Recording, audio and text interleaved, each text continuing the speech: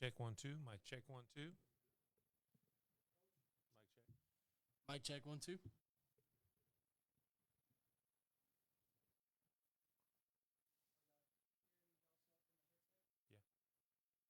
Yeah. No.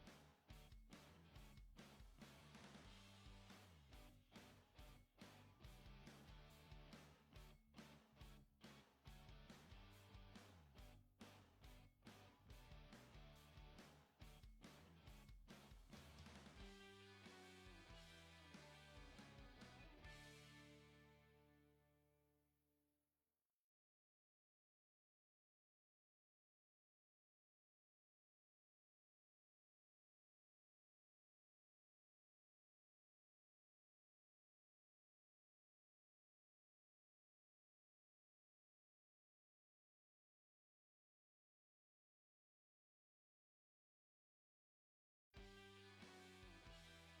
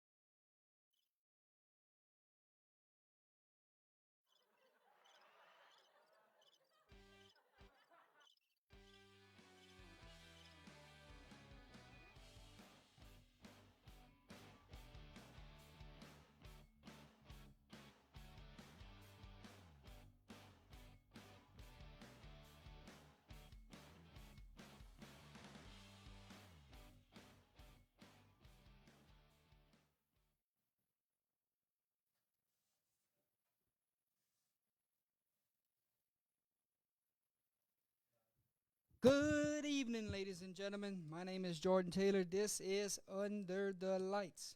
Welcome in to week 4 edition of high school football here at Gary Swallows Taekwondo Martial Arts Building here in Opelousas, Louisiana. Welcome in, ladies and gentlemen. Go ahead and hit the like, hit the share button. Let's get this ball rolling. Good to see everyone again. 24 already in the chat. Let's keep this thing rolling. 15 weeks it takes to get a high school football season in order, and we are 4 weeks in, and it's flying by, Mr. Swallow. Yes, sir. It seems like every time we turn around, it's another week gone by. So before you know it, we'll be at the end, and I'm going to be sad, but boy, it's exciting up until then. Ladies and gentlemen, at this time, I want to say thanks, everyone, for all you have done for us. You just saw the sponsors on the screen, so thank you so much to our sponsors that have joined the UTL platform this season. We got a lot to talk about. We got little time. We don't want to be here till midnight again, right, Mr. Swallow? Hey, you're right about that. But hey, we have fun, but we just gotta be respectful for everybody. How about we introduce our panel at this time? I'm going to say, my name is Jordan Taylor. In the back, you can't hear him talk, but he's making all the fun gadgets happen. Mr. Keith Crozier. Thank you so much to Mr. Keith for everything he does behind scenes. From my right here, your left at home, Mr. Gary Swallow. Go ahead and introduce yourself. My name's Gary Swallow. I'm the owner and chief instructor of Tiger Rock Martial Arts in Opelousas, Louisiana. I've been in the Acadiana area since 1988, and we teach martial arts to men, women, and children of all ages, and we do a lot of football picks. Ladies and gentlemen, to my left, to your right, I got Coach Josh Delahousie. Coach back on the set after a quarterfinal, one of our best shows we ever did for Under the Lights. Wouldn't you agree, Mr. Swallow? Oh, most definitely. We enjoyed it, had a great time, and thank you for being here. Yeah, so he's back on the set tonight, trying to do a little bit better than what he did that night, right, Mr. Josh? It's kind of like we were talking about earlier whenever we talking about picking from the heart, man. And it's just really hard to do that whenever you're trying to pick your alma mater.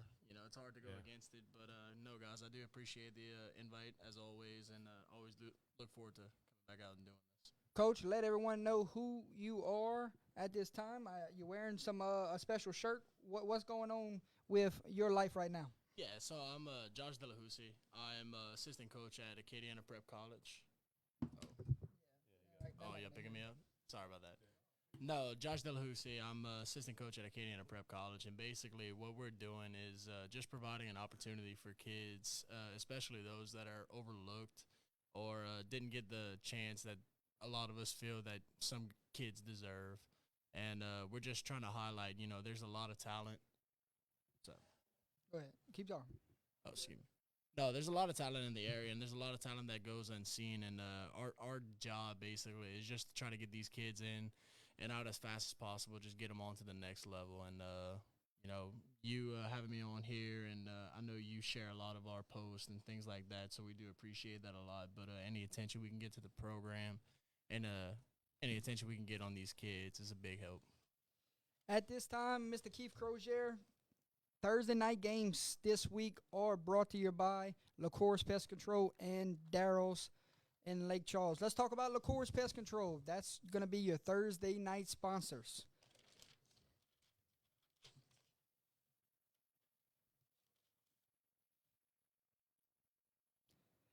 You can count on them to deliver friendly and dependable service at an affordable price. LaCourse Pest Control are family working to protect yours. Give him a call at 337-884-7435 and tell Mr. Josh that Under the Lights sent you by. Thank you so much, Mr. Josh. I'll see you tomorrow night.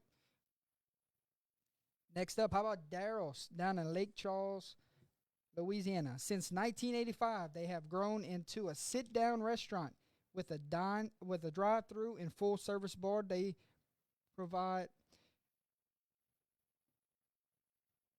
pride themselves on serving outstanding po' boys. That's basically what they claim best in the state in Louisiana, and we can agree with it, Mr. Swallow. Most definitely. That includes surf and turf, Daryl's Special, and barbecue, and so much more. All of their staff works hard to create an inviting and welcoming environment. Come see why Daryl's in Lake Charles is one of the best around when it comes to po' boys. Located at 119 West College Street, tell them that Under the Lights sent you on by. If we have time tomorrow, I would like to stop there and get me a po' boy before the game. You're right. That's one of the things that I can tell you is that we went over there, and I'll tell you what, it was delicious. Never go wrong with a Daryl Special. I'll tell you that much right now. Friday night game this week brought to you by Whips Prince, Leger's Polish Shop, and Tiger Tails. A lot to do with Abbeville and Beauchene with those three there. So Friday night brought to you by those three there. Let's start with Whips.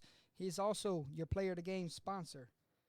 Whips Prince, custom apparel and substrate designs. Owner Kenneth Whip Beverly is located in Abbeville and Crowley, Louisiana, with all your heat transfer, sublimation, shirt design needs. You can follow him on Facebook and Instagram.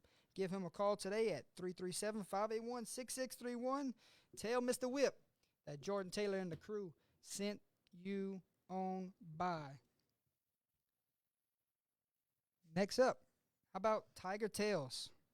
Locally owned crawfish business located in Port Barry and soon to have a second location in the Sunset area. Call Daniel Francis at 337-351-1064 for boiled and live crawfish when the season rolls back around. You won't be disappointed, I guarantee you that. And tell Mr. Daniel that Gary Swallow, Jordan Taylor, and a couple of his buddies over here at Under the Lights sent you on by.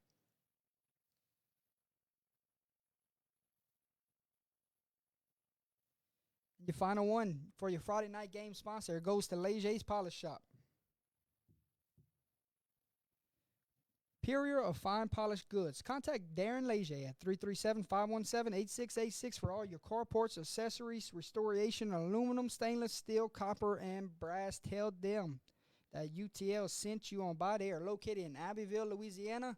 Ladies and gentlemen, that is our Friday night sponsors. We'll see you on Friday night. Coach Daniel, Mr. Darren, we'll see also Mr. Whip in attendance at that Friday night game. So our Thursday and Friday night games are brought to you by those companies there. Ladies and gentlemen, support local businesses in the area, right, Mr. Swallow? You're right. There's nothing like local businesses. You know, they keep the economy in the town going, and, you know, it's always good to support family-owned businesses. At this time, I want to make a kind of like a little small segment where for everyone that's our fans that's listening at home, Mr. Swallow, and you can touch on this a little bit also, and you can just be comfortable with us right now. So, ladies and gentlemen, we know that we have a big following when it comes to Under the Lights, right, Mr. Swallow? Most definitely. It's So- getting bigger. At this point, and we can't be everywhere on a Friday night. Right. So here's what I have to say about that. If we put out something at the beginning of the week of where we're going, that's where we're going, correct? Correct. So on game days, if you're asking us why we're not at this place, why we're not here and there, just respect where we go and in that nature. And also, one more thing about that. If I've never even had a conversation with your head football coach or anybody at your school, then that might be something that might be a reason why we're not at your school in the first place, right? Correct. And you got to understand, there's a lot that goes into the planning of all of this. And, you know, we have schools that call us and ask us to go, and they've been doing that for a while. And, you know, if they call and ask us, we have to have permission from both schools, the administration and everything like that. We got to get permission. We can't just go in there and show up, you know. So there's a lot of things that go into this.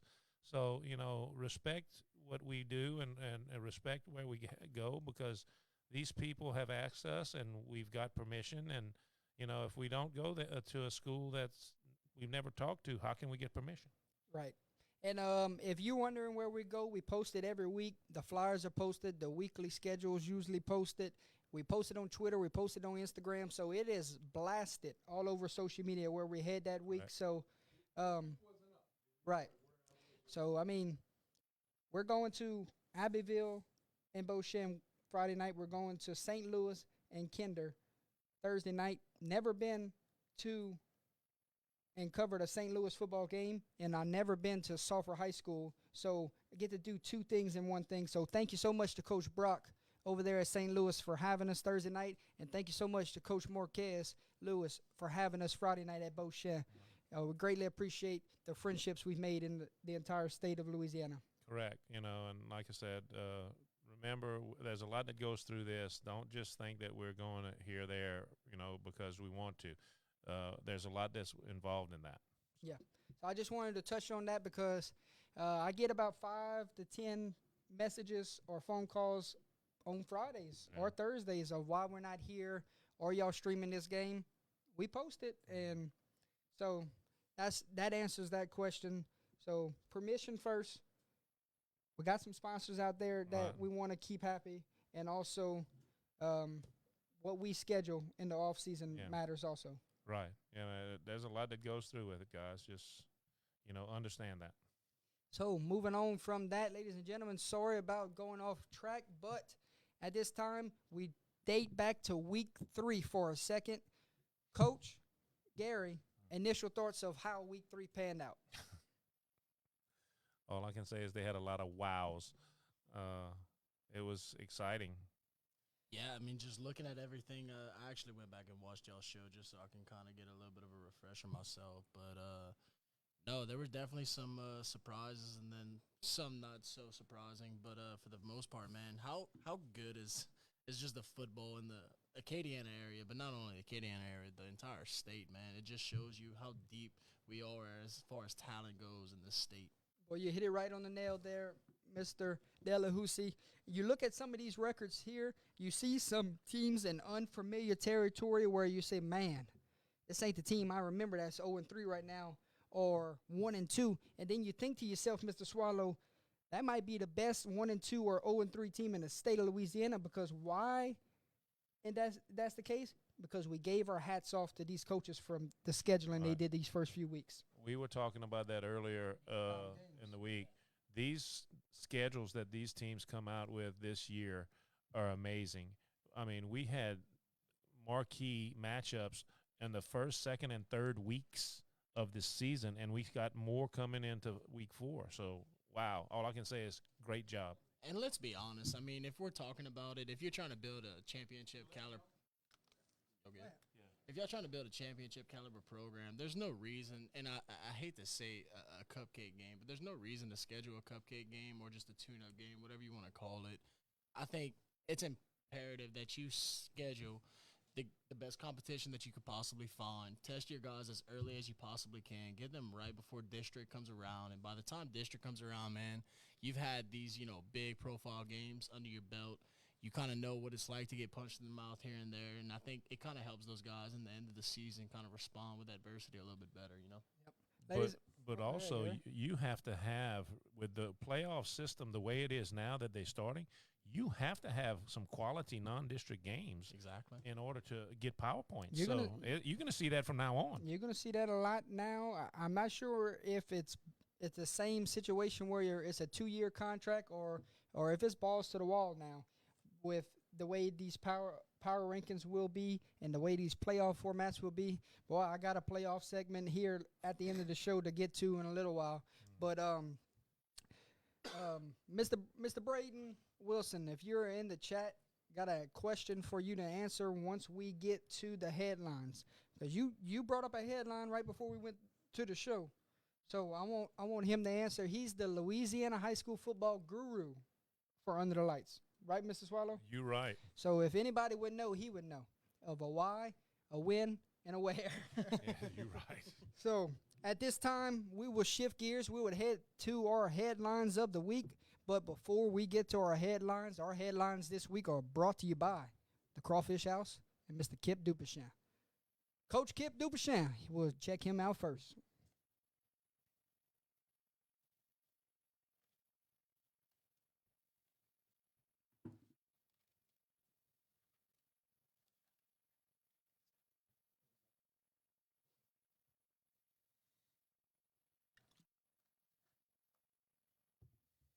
Coach Kip is one of our sponsors this year. People ask him all the time why you do it. You don't have a business in Louisiana, why you do it, and it's the love he has for the game and also the friendship he has for this program. Right. So we can't thank Coach Kip enough. He's a big believer in what we're doing, and it's people like him that makes us continue to do what we do each week, Gary. Most definitely. It was a pleasure having him last week, on the show. But, this is a man that coached, and then he's out of the coaching, profession right now. He's working in Alaska, if I'm not mistaken. Isn't that right, Jordy? Yes. He's working in Alaska, and he's watching all of these games that we do, but he's also supporting us because he likes the format that we are involved with. And I can't say thank you enough, Coach. Next headline is brought to you by the Crawfish House, ladies and gentlemen. Boy, some good eating there, Gary. We went last Saturday, and we had us a ball. How about the Crawfish House and Grill located at 1214 South Union Street in Opelousas, Louisiana? now under new ownership. Come dine with them for some great Cajun hospitality and cuisine. Now featuring happy hour on Tuesdays and Thursdays from 5 to 7 p.m. Tell them that Under the Lights sent you on by. Boy, did it feel good when we went in there and said, yeah, some people came in here not too long ago and said that they saw you on the show and they said that y'all sent us on by. Boy, what a moment that was. Yeah, I was very impressed with that. He was, and the owners, both owners came up to us and talked to us for, a while, and they were very appreciative of what we do. So thanks again for everything they do for us. So that is our two that are brought to you by for the headlines of this week, ladies and gentlemen. All right, let's shift gears. We got some dandies of some headlines this week. At this time, Gary, if you have any headlines, touch on them. Honestly, Jordy, I'm pretty much. You ready to hear what I got? I'm ready to hear what you got because you usually have the good ones.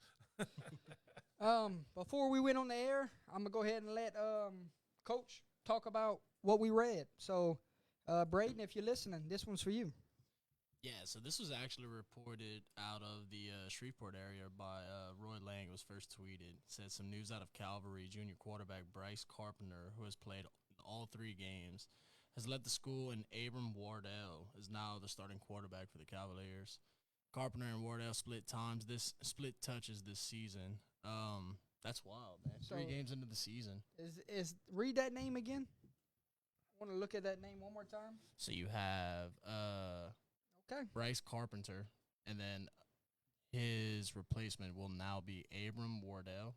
I don't know. Have you guys any info on these guys? We have to wait till our guru finds out about this and gets back to us. But breaking news, if it's true, it was retweeted not too long ago. Yep. Calvary Baptist's quarterback stepping away from the program was splitting touches.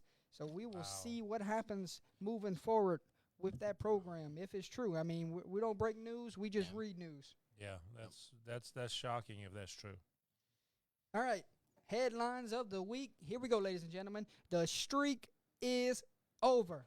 Yes. I repeat, the streak is over. Coach Carruth, if you're watching, congratulations. I'm so happy and so proud of all the hard work you put in with that team. It was a team that knew that they were going to get that win this year, Gary. Yeah, they talked about it all whenever you went out there and did the stadium tour and all that, and they were all excited. They're trying to change the philosophy of their ball club, and it seems like he's doing a real good job. At any point y'all want to jump in and talk about these headlines, go for it, okay? Just remind me, what exactly? I know y'all broken this, the streak. You know, I'm not familiar with it, so can y'all kind of enlighten me here? 29-game losing streak finally over. 54-6 win. North Central over Thrive Academy. Long overdue. It took the right man in charge to go get it done. That's right. When you have a leadership that believes in it, and this is a young man that's really got a lot of fire in him, and he's transforming that to the kids, and they're wanting to play for him.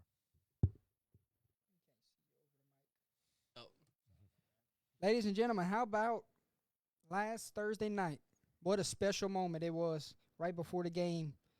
Charles Daniels honored at the Port Barry and OC football game. Gary Swallow, a special man that meant a lot to your heart. What can you speak about that moment of all of his family that was there and his former class also there?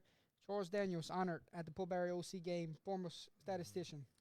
Charles Daniels, I've been knowing Mr. Charles Daniels since I was born, I think. I mean, since I'm old enough to walk. Him and my older brother were very good friends. And so I've been knowing Mr. Charles for a long time. Every time I was on the sideline, whether it was when I was in school, whether I was in 7th, 8th grade, whether I was flea fly, youth football, whatever you want to call it, he was a part of that. He coached flea fly football forever. He was a statistician for the Port Barry Red Devils, and I was told that he had over 60-something years worth of stats in his office when they cleaned up his office as far as after he passed. Over 60 years. Can you imagine that? Could you imagine the organization that Oh, goes into? Oh my! Yeah, but Keeping those you records. got to know, Mr. Charles was that way. But let me tell you something. This man was a true Red Devil supporter. He was a true friend of the town of Port Barre, and he was just the man that he spoke his mind and said what he had to say. But let me tell you something. His heart was he was a true Red Devil, and he is going to be missed by everybody in that town. Yeah, to answer some of the questions in the chat, number one, no, we do not have an Elton helmet. We tried to get one, but did not succeed. Number two, Elton and Basil is definitely in the pick'ems this week and is very down to the bottom because it's a big game. Correct, yeah. Very big game. And number three, Neil, hopefully you're watching on the TV tonight. We upgraded some Wi-Fi. Yeah, So buddy. That's what's going on. All right, let's shift gears. Let's roll with these headlines. Let's go. Booker T. Washington, Arnold Barnes goes for 21 carries, 381 yards, and 6 touchdowns. And his 6th touchdown was the game winner. 48-42 final score. How about a headline there? Number 6 for the win. That is crazy. Hey, Arnold Barnes from Booker T. Washington. That must have been an exciting game. It's like, where's the defense? And just keep on going. Hear that old saying when the defensive coordinator just puts his feet up in the at home and cracks one open. That's pretty much what happened, I Yes, think. indeed. Go ahead. Reminds you of a Big 12 score, doesn't it? There you go. How about Catholic Appointed P? Here's a headline for you. Coach Vinny doing things the right way over there. On game days, his football team assists his children getting out of their vehicles to head into school. Wow. They're dressed in jerseys. They're dressed in their game day jerseys. They assist the football, they assist the children get out of the vehicles and get them to school. That is amazing. Catholic Appointed P, ladies and gentlemen. This is a school that is setting an example for everyone of what you should be. Yeah, I completely agree. And what I really love about that more than anything with Coach Benny, I have to give him a huge kudos to that because I think as a coach, it's more so about, the development of a young man than it is actually about developing a player. You know what I mean? Absolutely. Jarvis Landry. Everybody knows where Jarvis comes from. Jarvis is the man. His number was retired at the Lutcher Helen Cox football game last Friday. So congratulations to Jarvis Landry. His jersey is officially retired at Lutcher. Man, how special is that man? He's, I can tell you exactly how special he's, is it. he's just unbelievable. So I actually have a war story from my playing days against Lutcher in the playoffs. We actually met up with Lutcher, and my claim to fame as far as football goes was actually being concussed by There you go. Jarvis Landry on a kickoff. Jarvis Landry. Now his number is retired. You're going to remember that for the rest of your life. Oh, yeah, my claim to fame right That's there. right. There you go. How about Republic from Tennessee? They came down. They played West Monroe this week.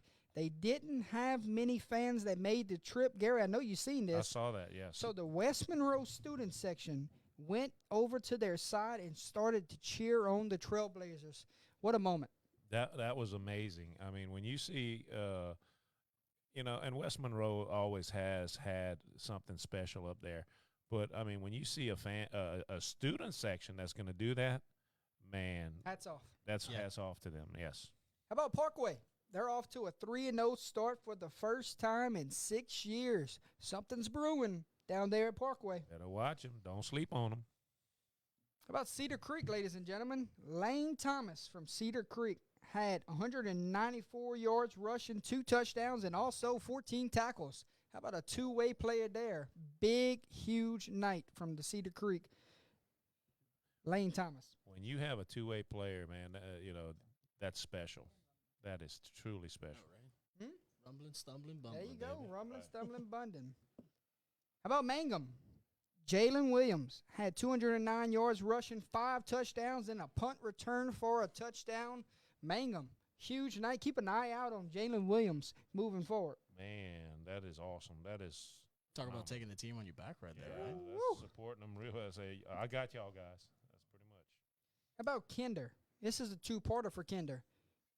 It was their annual military appreciation game. They ran out with the flags. They had military on in the end zone. So it was a great moment for those military that was there in attendance, seeing those guys run out there with the flags. Yes. Anytime you see something like that, that makes my heart swell with pride.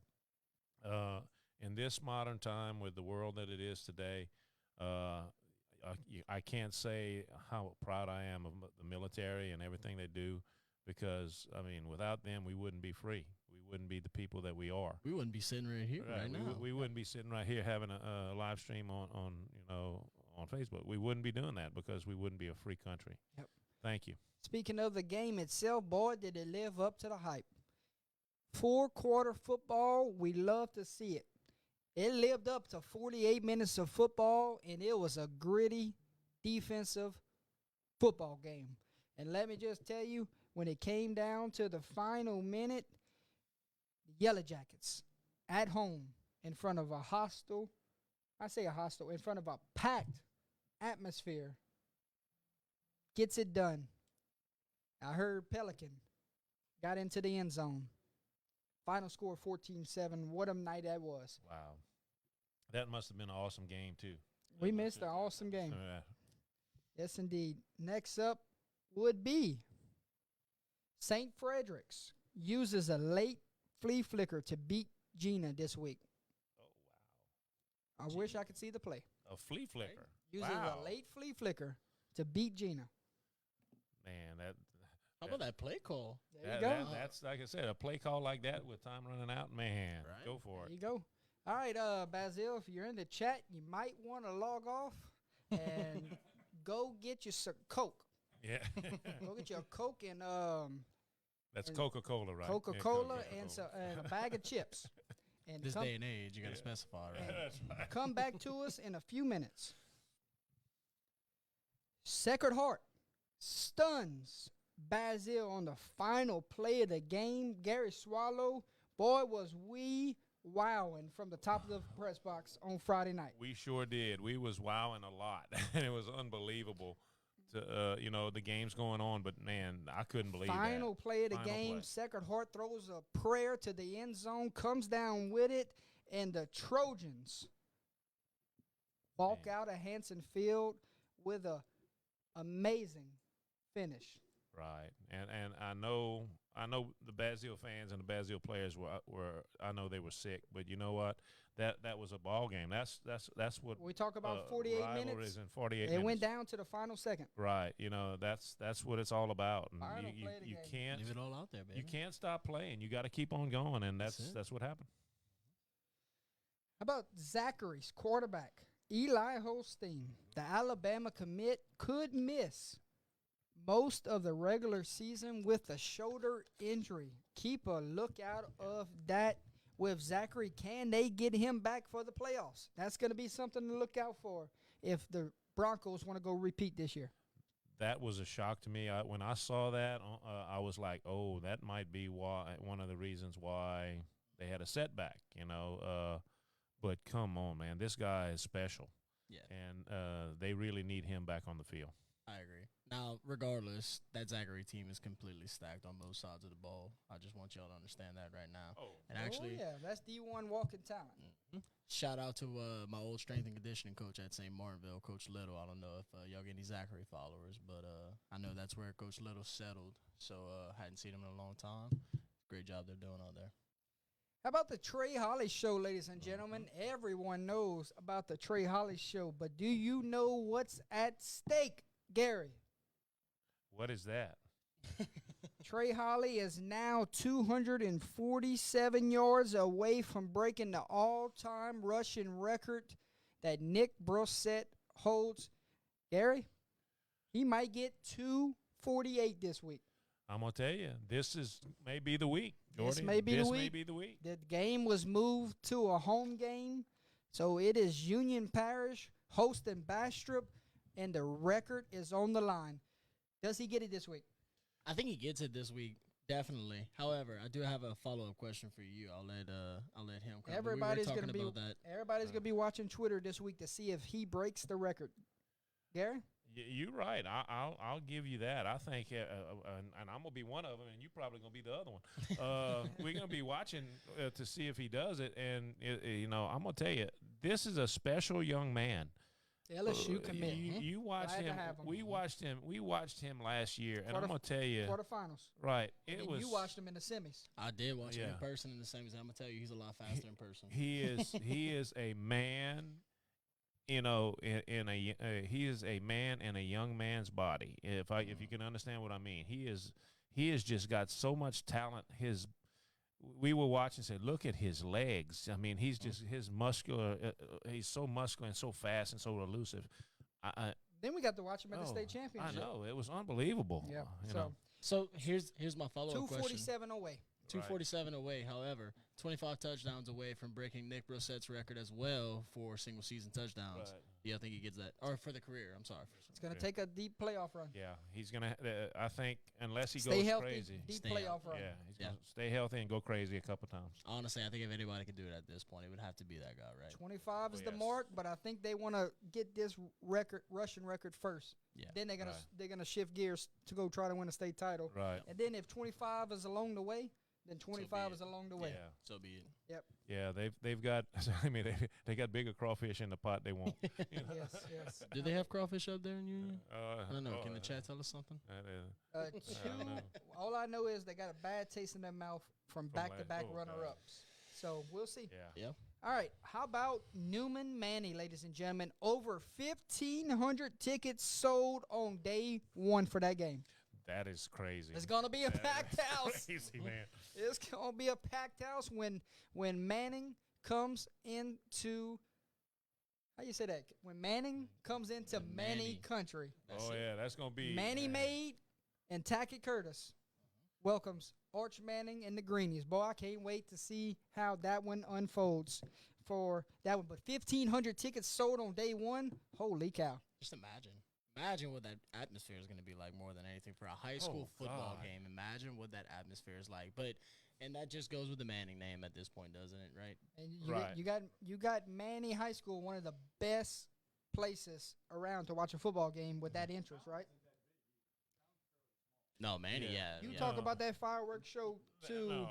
to start a football game. That's a big wow and intimidating Oh, factor there. The thing about it is, okay, you got Manny. First of all, I'm gonna tell you right now, Manny is for as small a town as it is a unique town because they love their football and they are good year after year. Exactly. And then you got the Newman name, the Manning name going into Manny to try to You got the USC Oh, commit God. versus the Texas commit. Right. Live on Friday Night Football in the state of Louisiana. And so, can Whoa. you imagine? I mean, they're going to have standing room only all the way around. I remember once we played them out there, and it was at their stadium, and it was just the atmosphere was so electric, It's a semifinal it's type awesome. of atmosphere. so awesome. I mean, you can't ask for better than that. You get November back here in September. Right. Exactly.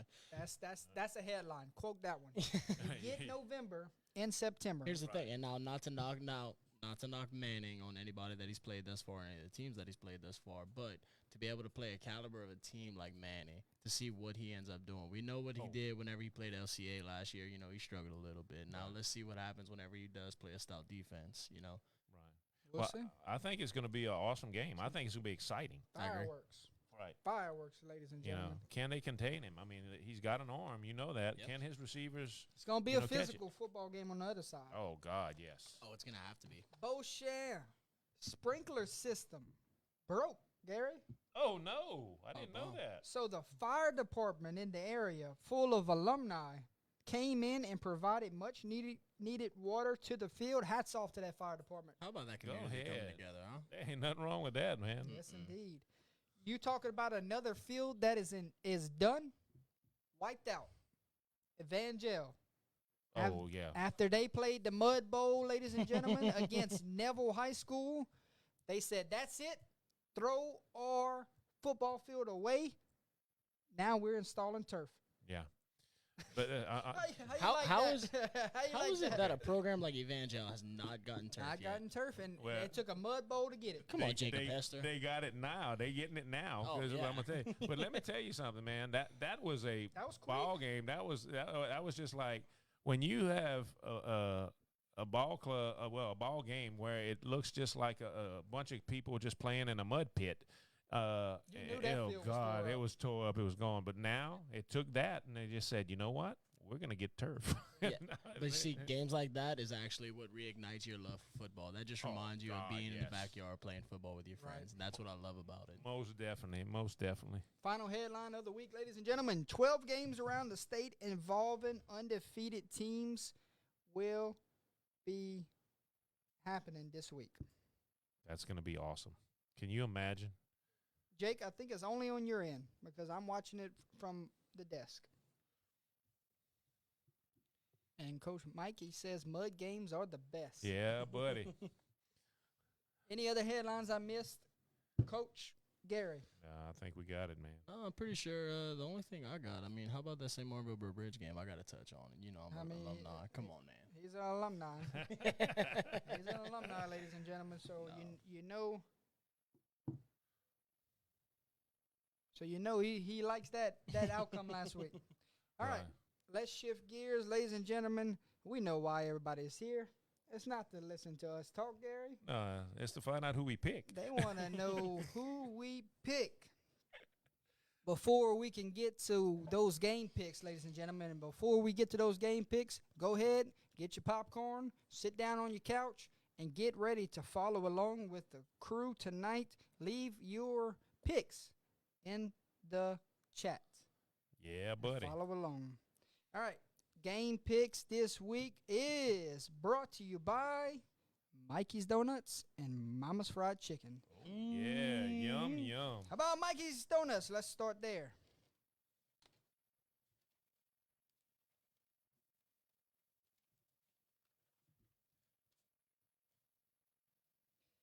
Mikey's in Opelousas is a cozy donut shop located just off I-49 and exit 19 West. Call them today at 337-942-2128. They're open Monday through Sunday, 4 a.m. to 1 p.m. Find them on Facebook or their website for more information. Tell Mr. Mikey that Jordan sent you on by, boy, the best donuts in Opelousas, Mr. Gary. Yes, sir, Bob. Yum, yum, yum. Donut holes are the bomb, too. I tell you what, Mr. Mikey is a OHS alum. He wanted to give that shout out over the air. Keith raised his hands, boy. He liked that statement. Oh, yes, most definitely. All right, next up, our game picks is sponsored by Mama's Fried Chicken. Let's go. Mhm. Yeah, buddy. Family-owned local restaurant serving our community and surrounding areas since 1977. That's 46 years in the business. St. Landry Street and Jake Drive is where they're located here in Opelousas, Louisiana. Mama's Fried Chicken, ask them about their party platters for all your game day needs. They got drumlets, chicken salads, sandwiches, deviled eggs, chicken tenders, shrimp, fish, and more. Tell them that Under the Lights sent you on by. I know that's Gary Swallow's hot spot. Man, at least 2-3 times a week, I'm over there. They got everything. Oh, you look. know, it's awesome. I'm not even from Opelousas, but I know what Mama's Fried Chicken is. That, I mean, you want to talk about a reputation? yeah. Good Lord. They've been around for a long time. You know, coming up, that was our Sunday meal. Ladies and gentlemen, we thank you for sticking with us through these 45 minutes. You want a game picks? Let's give you game picks. Gary Swallow, get you a swig of your water because you ain't going to get a swig in these next 45 minutes. Coach, you ready to go? I'm ready. Standing by. All right, here we go, ladies and gentlemen. Thursday night football. We got 45 games to pick. So Let's do it. let's take our time with them and don't beat up the guys for picking against you. No, please don't. This is just opinions, guys. You know. Opinions. And Coach said he's not picking with his heart tonight. So we will see. All right, Thursday night football, we start off with the battle between the Blue Jays which is 2-1 on the season. They're going to hit the road. They're going to go down to the Swamp and take on a winless LaGrange football team. Ladies and gentlemen, that is our first game of the night. St. Ed's, LaGrange. St. Ed's got a talented running back. That's a true freshman over there, averaging over 250 a game. Can he be slowed down? Can he be? You can't say that on live air. Can he get slowed down this week by the LaGrange defense, or is they're going to find another way to get it done if they do slow him down? Oh, this is going to be a hard one, Jordy, but I'm going to tell you right now, I've had my eye on this St. Ed's team, and I'm going to tell you, I like them. I think that they're hitting on all cylinders right there. That little young running back is a monster. We watched him on TV whenever they were in Texas. Yes. And I'm going to tell you right now, I don't see them slowing him down. I think he's going to roll. Gary, then you look at the offensive line as blocking for him, so you know they have something special up front if he's averaging big numbers like that every Correct. week. He's got to be. Yeah, obviously. I mean, any good running game's got to start at the front line, right? So, yeah, obviously they're doing something right with those big guys up front. Have you seen this young man play yet? I have not. I'm not going to lie to you. So when we get off air, I'm going to show you some videos. Yeah, but you like St. Ed's or LaGrange? I'm going to go with St. Ed's just from reputation alone. You know, What's St. your Ed. name, sir? Is it Scott? Scott. Is it Scott D? I'm going to stand by. I'm going to let you figure that one out. Yeah, big that's guy. what I was We're getting ready to say. I'm messing with you. I'm going to write D because we got a couple S's on this platform. I got you. Yeah. Myself, I'm going with St. Ed's this week. Coach Shaver in the team gets the troops rallied, and they get their third win of the season. So give me St. Ed's. Next up, ladies and gentlemen, intriguing matchup here between North Vermilion and Loreauville. Loreauville coming off of shutout loss to VC last week. But to be honest, we know how good that VC football team really is. Right. Oh, yeah. North Vermilion coming off a loss last week also. So two teams hungry to get back in the win column. Something's got to give when these two teams meet. Are you rolling home field here, or you like this North Vermilion football team a little bit more? I like North Vermilion, but I'll be honest with you, I like Loreauville too. I think the home field advantage on that turf is going to really give them an edge. So I'm going with Loreauville. Oh, yeah, absolutely. I'm going to go with Coach Terry Martin over there, and then also AD, Coach Trent Delahousie. Well, coach to me, but also my distantly related cousin. But, yeah, I'm going to go with Loreauville 100% on this one. I just think that home field advantage is going to make the difference for these guys. Yeah, I think they got in the film room this week. They saw some things that they had to fix, and I think they come out and defend their home turf in this one. I don't want to say you got embarrassed last week. I don't want to say anything of that nature. Right. No. But it was a kind of maybe a wake-up call for this program going into week 4, right? Right. I agree with you on that. So I'm going to roll with Loreauville also. I think they get it back on track this week, but don't expect a lopsided score here. There's going to be a competitive football game. It's going to be very tight, and it could very easily flip, but I think Loreauville's going to have the edge. Thursday night football, ladies and gentlemen. Tomorrow night down there in Sulphur, Louisiana, it is 1-1 Kinder at 2-1 St. Louis. This is a tricky one here because we know how good this St. Louis football team is. We look at Kinder. If they did not run out of gas, they might be sitting 2-0 right now. So we have to look at both perspectives here. It took St. Louis going out of state to lose. So this St. Louis football team is good. Coach Brock does a great job over there. Coach Fuselier does a great job over there at Kinder. It's going to come down to the turnover battle, in my opinion, Mr. Swallow. So I think when you go on the road here, you have to lean towards the home team, right? Right. I'm looking at it. Man, I think this is going to be a real barn burner as far as, competitiveness. But I got to give the edge to St. Louis just a little bit. I'm sorry, my Kinder fans and all my people out there, but I just got to give it that home field advantage a little bit more to St. Louis. Remind me who Kinder's schedule's been thus far? Canceled game with Welsh, a shootout with Church Point, and a defensive showdown with Rose Pine. Oh, okay. Tell you what, man. I'll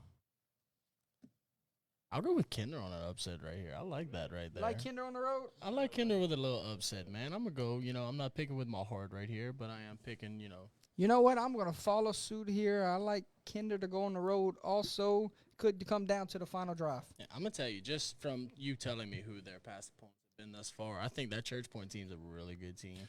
And for them to be able to keep up with Church Point, that says a lot to them, right? Oh, Church Point clicking on all cylinders right now. Exactly. Offensively. Exactly. Gary, line of scrimmage matters. You're right. Who's going to win the line of scrimmage? And we'll see. We talked about that. That's why they last play the week. game. Yeah, that's why they play the game, and whoever controls the line of scrimmage more will win this game. Yep. You're talking about a dandy of a matchup on Thursday Night Football, the battle of undefeateds. Gary, no heart pick here. Can't pick with your heart. I can't, but I got to pick for Mikey. I'm going with Oakdale. And nobody even knows the matchups. That's right. Ladies and gentlemen, 2-0, Oakdale hits the road. They go down to 3-0 Grand Lake. Boy, Mikey said it best earlier. This game might be over by 8:30 p.m. if you attending this one in person. So get there, get early, and get your money's worth because you're going to want to see pregame because that's going to make up your hour. Well, the thing about it is, Mikey said it earlier. He says you got Veer versus the Veer, and he says the fastest game of the night will be done. And he's a coach, one of them. He's going how they say Veer offense versus Veer offense. There ain't gonna be many passing, so it's just gonna be run. So in that case, who wins the line of scrimmage? Who wins the Correct. turnover battle? And who wins the time of possession? Factors That's into this victory. That is going to be key in my eyes. But like I said, I'm going to give Oakdale a little chance to get in there because I know exactly. But man, I'm going to tell you, Grand Lake is Grand Lake. Gary, we saw the last 3 weeks of 50+ points Grand Lake's been putting on teams. Yes. But like I said, I'm gonna. You said you don't want to pick with your heart. Well, sometimes I got to, man. Well, let me ask you this: in y'all opinion, who would y'all say out of these two schools have the better defense? That's the question. In an opinion. So they played 5 games, Mm-hmm. and all 5 games have been blowouts. Right. So put that in perspective of what you're about to pick. It does say a lot. I'll say this much, especially whenever it comes to stopping the Veer. Not only is the defensive line important, but even more so is going to be the linebackers. Right. It's who is able to fill a gap better, Right. and that's just sound defense. That's what you got to play whenever you play the Veer. All right. Who stays undefeated, Coach? Come on, Josh. I'm not picking with my heart here because obviously I have no idea why the team is, and I'll be completely transparent right there. But I'll go with Oakdale. I'll see Mr. Swallow. I'll piggyback off of him right here. You good. You the man. See, Mikey, I got a fan, man. You see that? I got some. Tell you what, I'm gonna have to say, give me. Oh, you got to go against the grain, huh? Give me Oakdale on the road in a shootout, Mr. Swallow. I think it's going to be a shootout. I think it's going to be both teams are going to be in the 40s or 50s, easy, maybe more. That's if you have enough time. We'll see. If they have enough time. Number 10 from Oakdale could be the difference maker. Correct. I Give agree. me Oakdale. All right. You This talking one. about a game last year that had 10,000 people in the stands? It might have 11,000 this year. When Captain Shreve and Bird meet. Boy, they share the same stadium. That's right. They're both undefeated. So you can't really say Bird's the home team here, but they're just going to line up on one sideline. That's right. It's unbelievable. I mean, when you got two teams that are performing like they are right now, this is going to be a knockout, drag-out, barn burner of a fight. And I'll be honest with you. I'm going to flip a coin. I have no idea. I have no idea. Bird got the win last year, correct? Correct. Somebody in the chat want to correct me if I'm wrong? I think they did. I think it was a defensive showdown that night. But you like Bird or Captain Shreve? Man. Flip a coin, Gary. Here you go. Yeah. It landed on heads. I'm going Bird. I'm going to go Bird at home. Bird at home? But it's not at home. They both use the same stuff. But I'm going to give the edge to Bird. Okay. I'll go with Captain Shreve, man, just from familiarity alone. I knew of them whenever I was playing. Just don't know a whole lot about Bird, so it's not necessarily picking with my heart, just picking with what I know. And both teams get up for this matchup for God. sure. Oh, yeah. If it's a rivalry, same as old, yeah, I agree. I'm gonna roll with what happened last week, and Captain Shreve big win over Union Parish. Union Parish, I'm gonna yeah. roll with that momentum rolling into this game. I'm gonna go with Captain Shreve. Oh, is that who? Yes. Is that who Union lost to? Oh, solidify my pick even more, why don't you? Bird, but Bird is Bird. Bird is Bird is Bird. And I'm not taking anything away from Bird, but any team that's able to, go to toe-to-toe with Union. And Yeah. look, regardless if that school's a 3A school or not, those guys can play with just about anybody in the state. I'll give you that much. Right. Well, I think it's going to be, like I said, this is one of them that I think is going to be a knockout, drag-out fight for 4 quarters. There was defense last year. Can it live up to the hype again this year? That's going to be if Bird's defense can play like they did last year. Oh my God! Oh my God! Ladies All and I gentlemen, got to say. we're gonna shift gears to Friday night football at this time. Friday night football starts off with a couple of 0-3 teams looking for their first win of the season. We start off with 0-3 Hamilton Christian versus 0-3 Westminster Christian Academy. Crusaders at home versus Hamilton Christian. What do we like in this one? Man, I think this is going to be, a very well-played game. I've got to give – isn't it homecoming for Westminster? I wouldn't want to lie to you, sir. I saw a lot of homecoming pictures and stuff like that on Facebook. So I'm going to give the edge to Westminster Christian Academy. Guess their first win of the It's season. their first win of the season, yes. So you said verified? That is their homecoming game? It's homecoming. Well, let's go. Come on now. Let's have a good little homecoming. Go ahead, WCA. Yeah, I think both teams have been struggling on the offensive side of the ball this season. Right. So which defense steps up in the fourth quarter will be the decider. I got to lean home team in this one. Right. I'm going to agree with you. Next up, 0-3 Port Barry hits the road, go down to 1-1 Mamou. They said Mamou looked competitive in both of those games they played in. And Port Barry, they're trying to find some offense over there right now. So you look at it, can Port Barry's defense stay on the field for 4 quarters against a Mamou team that's been competitive in both their games? I don't think they can, Gary. I got to roll with Mamou. I'm with you, Jory. As much as it hurts me to pick against my alma mater, I mean, I'm a Red Devil through and through, but I gotta give it to Mamou. I mean, I hate to say that, but yeah, they're playing better. Yeah, defense will only carry you so far. If your offense just isn't clicking, I mean, there's nothing you can do. So, I mean, it's hard to win games if you don't score points, right? So, Right. I'll go with Mamou as well. How about your next matchup? 0-3 Ascension Christian taking on 1-2 North Central. Yes, ladies and gentlemen, I said 1-2. They are in the win column. Boy, that's lovely to see, huh? It is, and I'll be honest with you, they got a chance to win another one. They got a chance to win another one, Gary. Can they, how you say that, take the emotion of last week, and I don't want to say put it behind them, but refocus in for another opponent? Or is it that was their Super Bowl? Right. Can they rally the troops again and get another one? Or they just had their eggs into one game last week? I don't know. I would think that they would be able to feed off of this momentum. Cedar Creek. The guy asked the question. Go ahead. Okay. Yeah, I think they would feed off this momentum. I think they got a shot to win again. So I'm going to pick them. You going to pick them? I'm going North Central, dude. I'm going to go a little philosophical right here. You going left field? No, just hold on. I'm going to go a little philosophical right here. What's a soccer for? A philosophical. Philosophical. Philosophical. So, think about it like this. How long you said? It was 29 games, 28 games? 29. 29 games without a win, right? A lot of teams don't ever make it 29 games without a win. So you got to think about it like this. These guys, more than likely, haven't been here before unless they've won in middle school or anything like that. So these guys are for the first time winning a football game. How do they respond to that? A lot of guys don't know how to act once they, you don't want to say don't know how to act, but a lot of these guys don't really know how to handle the success like that. So I think you might have a little bit of a honeymoon effect right here coming up. Let down, yeah. So I'll go ahead with this Central Christian right here. Yeah, I was going to say the same thing, Gary. I was going to say that you get up for last week and I don't know if you're satisfied with last week or not, and they might fool us all and go Right. and put another 50 piece up. Right. But until they play the game, I think Ascension Christian wins a close one here. Right.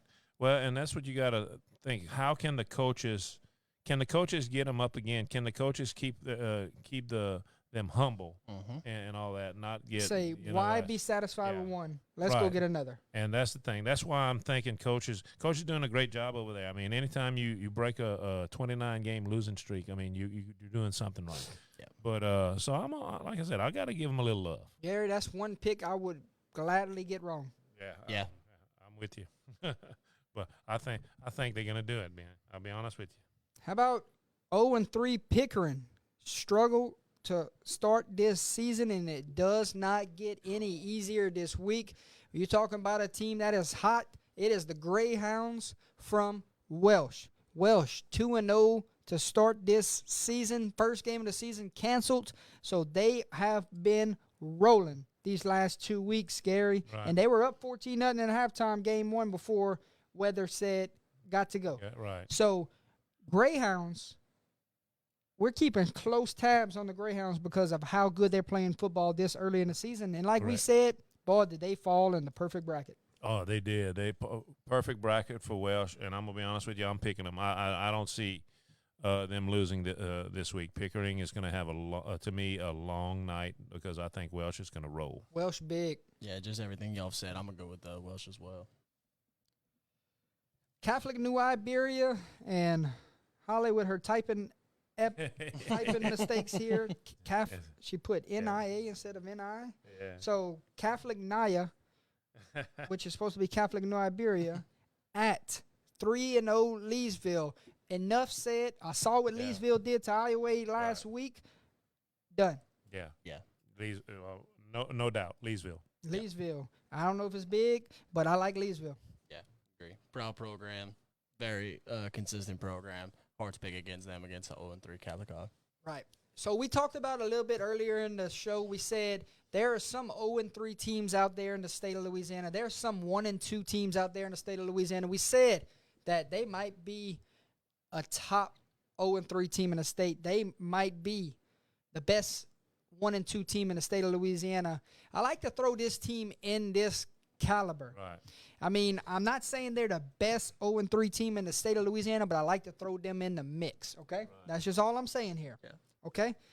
Ascension Episcopal is 0-3. That's unfamiliar territory. That is. I mean, it's shocking that you see that. They will take on 1-2 Brobridge this week, okay? Right. Brobridge, Ascension Episcopal, something's got to give in this matchup. Who do we like? Ascension Episcopal gets their offense rolling this week, or is Brobridge at home too strong? I see Brobridge did struggle a lot, and look, this isn't me, coming as a St. Martinville fan or anything like that. St. Martinville or Brobridge did struggle a lot last week, getting anything going offensively, and I think that's kind of been the tail of the tape for them this season for the most part. They do have great coaches though. However, don't get me wrong. I don't know if y'all followed them at all, but they're slowly rebuilding their culture. As much as I'd hate to see that. But all in all, for that city, man, I think that's you go something from a that's brand new offense. Yeah, exactly, Right. exactly. However, I just think the Ascension Episcopal firepower is going to be too much for them, and if it ends up being a shootout, I just don't think that offense can hang with them.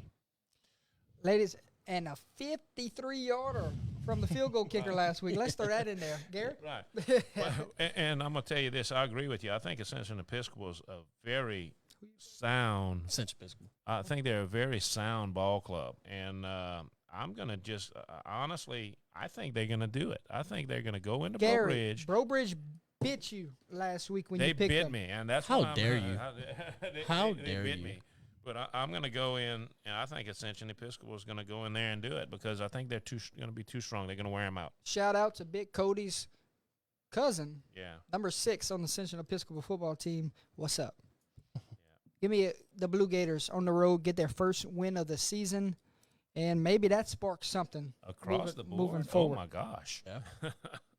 Your next matchup, when you look at these two teams, another 0-3 team that you say, man, what's going on? Yeah, that's not common. And then you look at their opponents they played, and you're just like, oh, okay. Mm-hmm. That explains it. It's like we But talked about, right? you talk about also, there ain't no more HENs running around Jennings. You're right.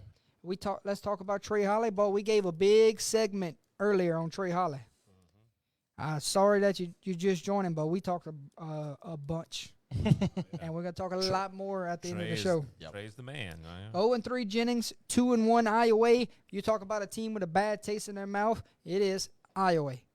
Last Correct. week against Leesville, you know that coaching staff got that team ready to play this week. I can't see Iowa losing at home. Not at all. I think it's going to be Iowa at home. I don't think it's not normal seeing Jennings go 0-3.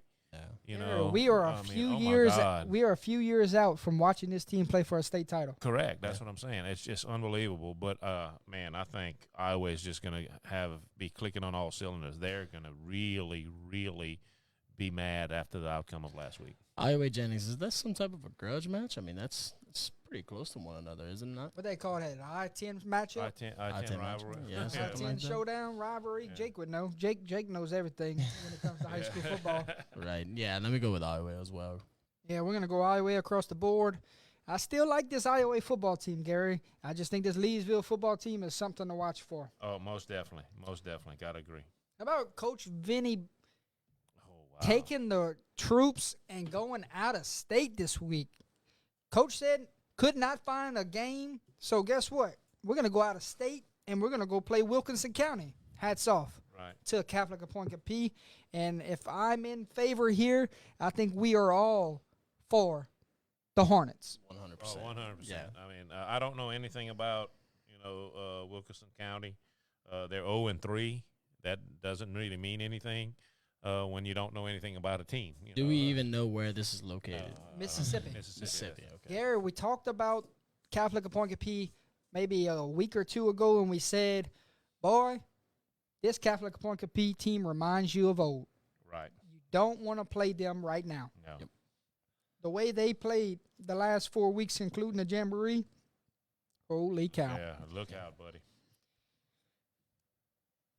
Next up, it is Church Point. It is Pine Prairie.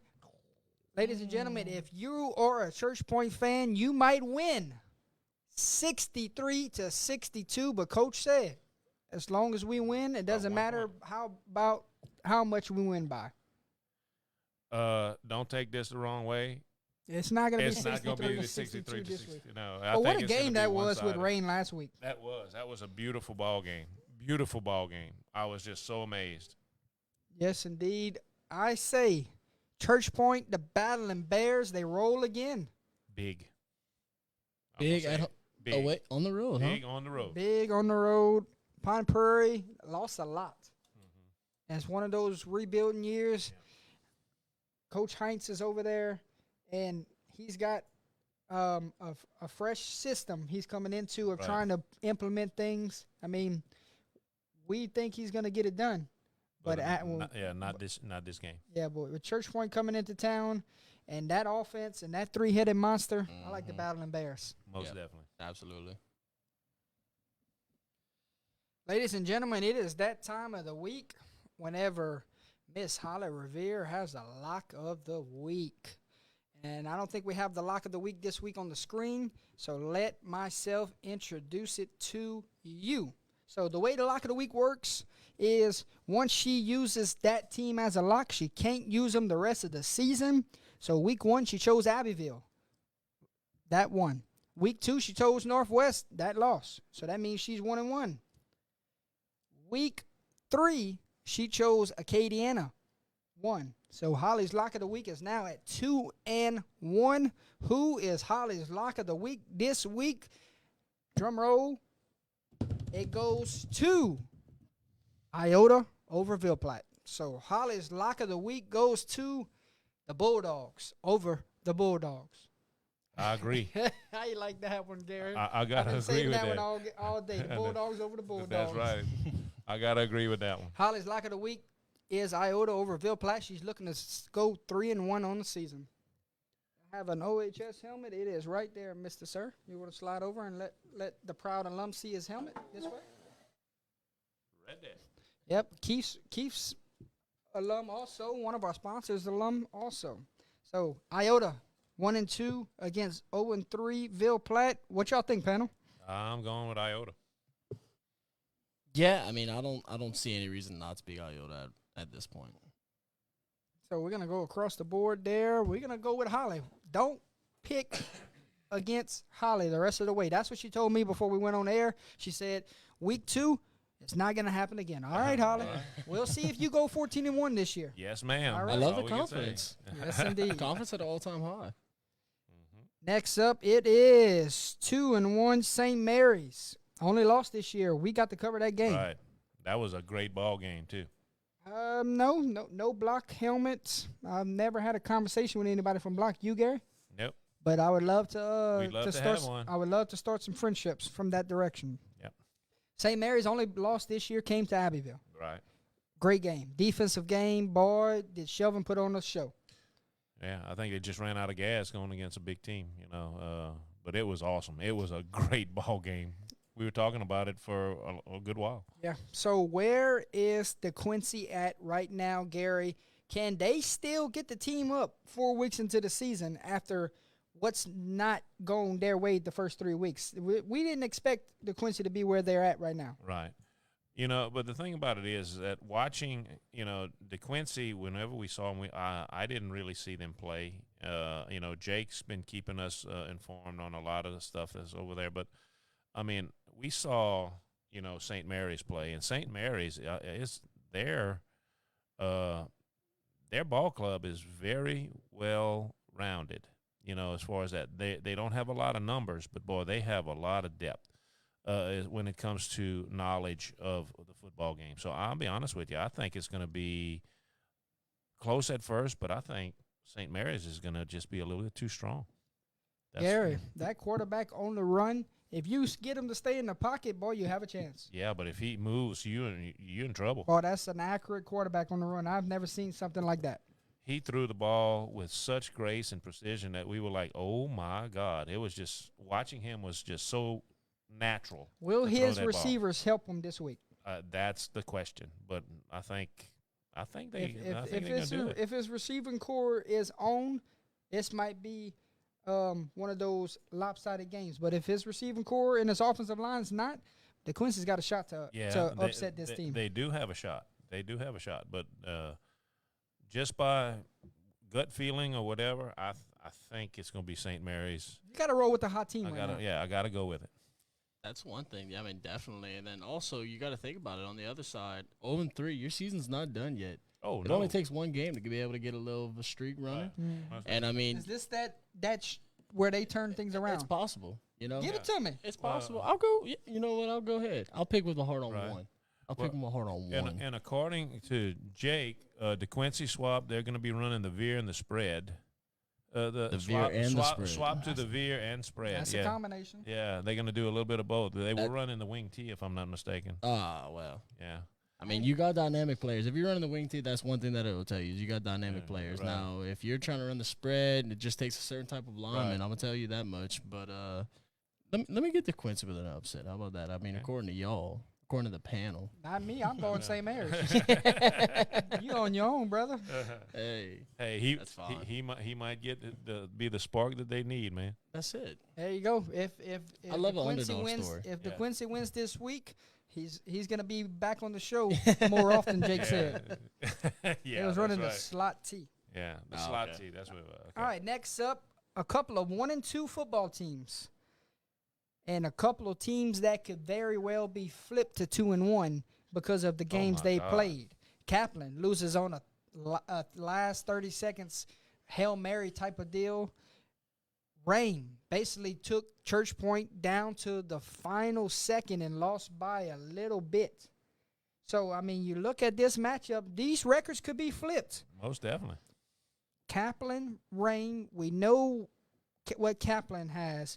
We know both teams love to run the football. We know both teams love to be physical at the line of scrimmage.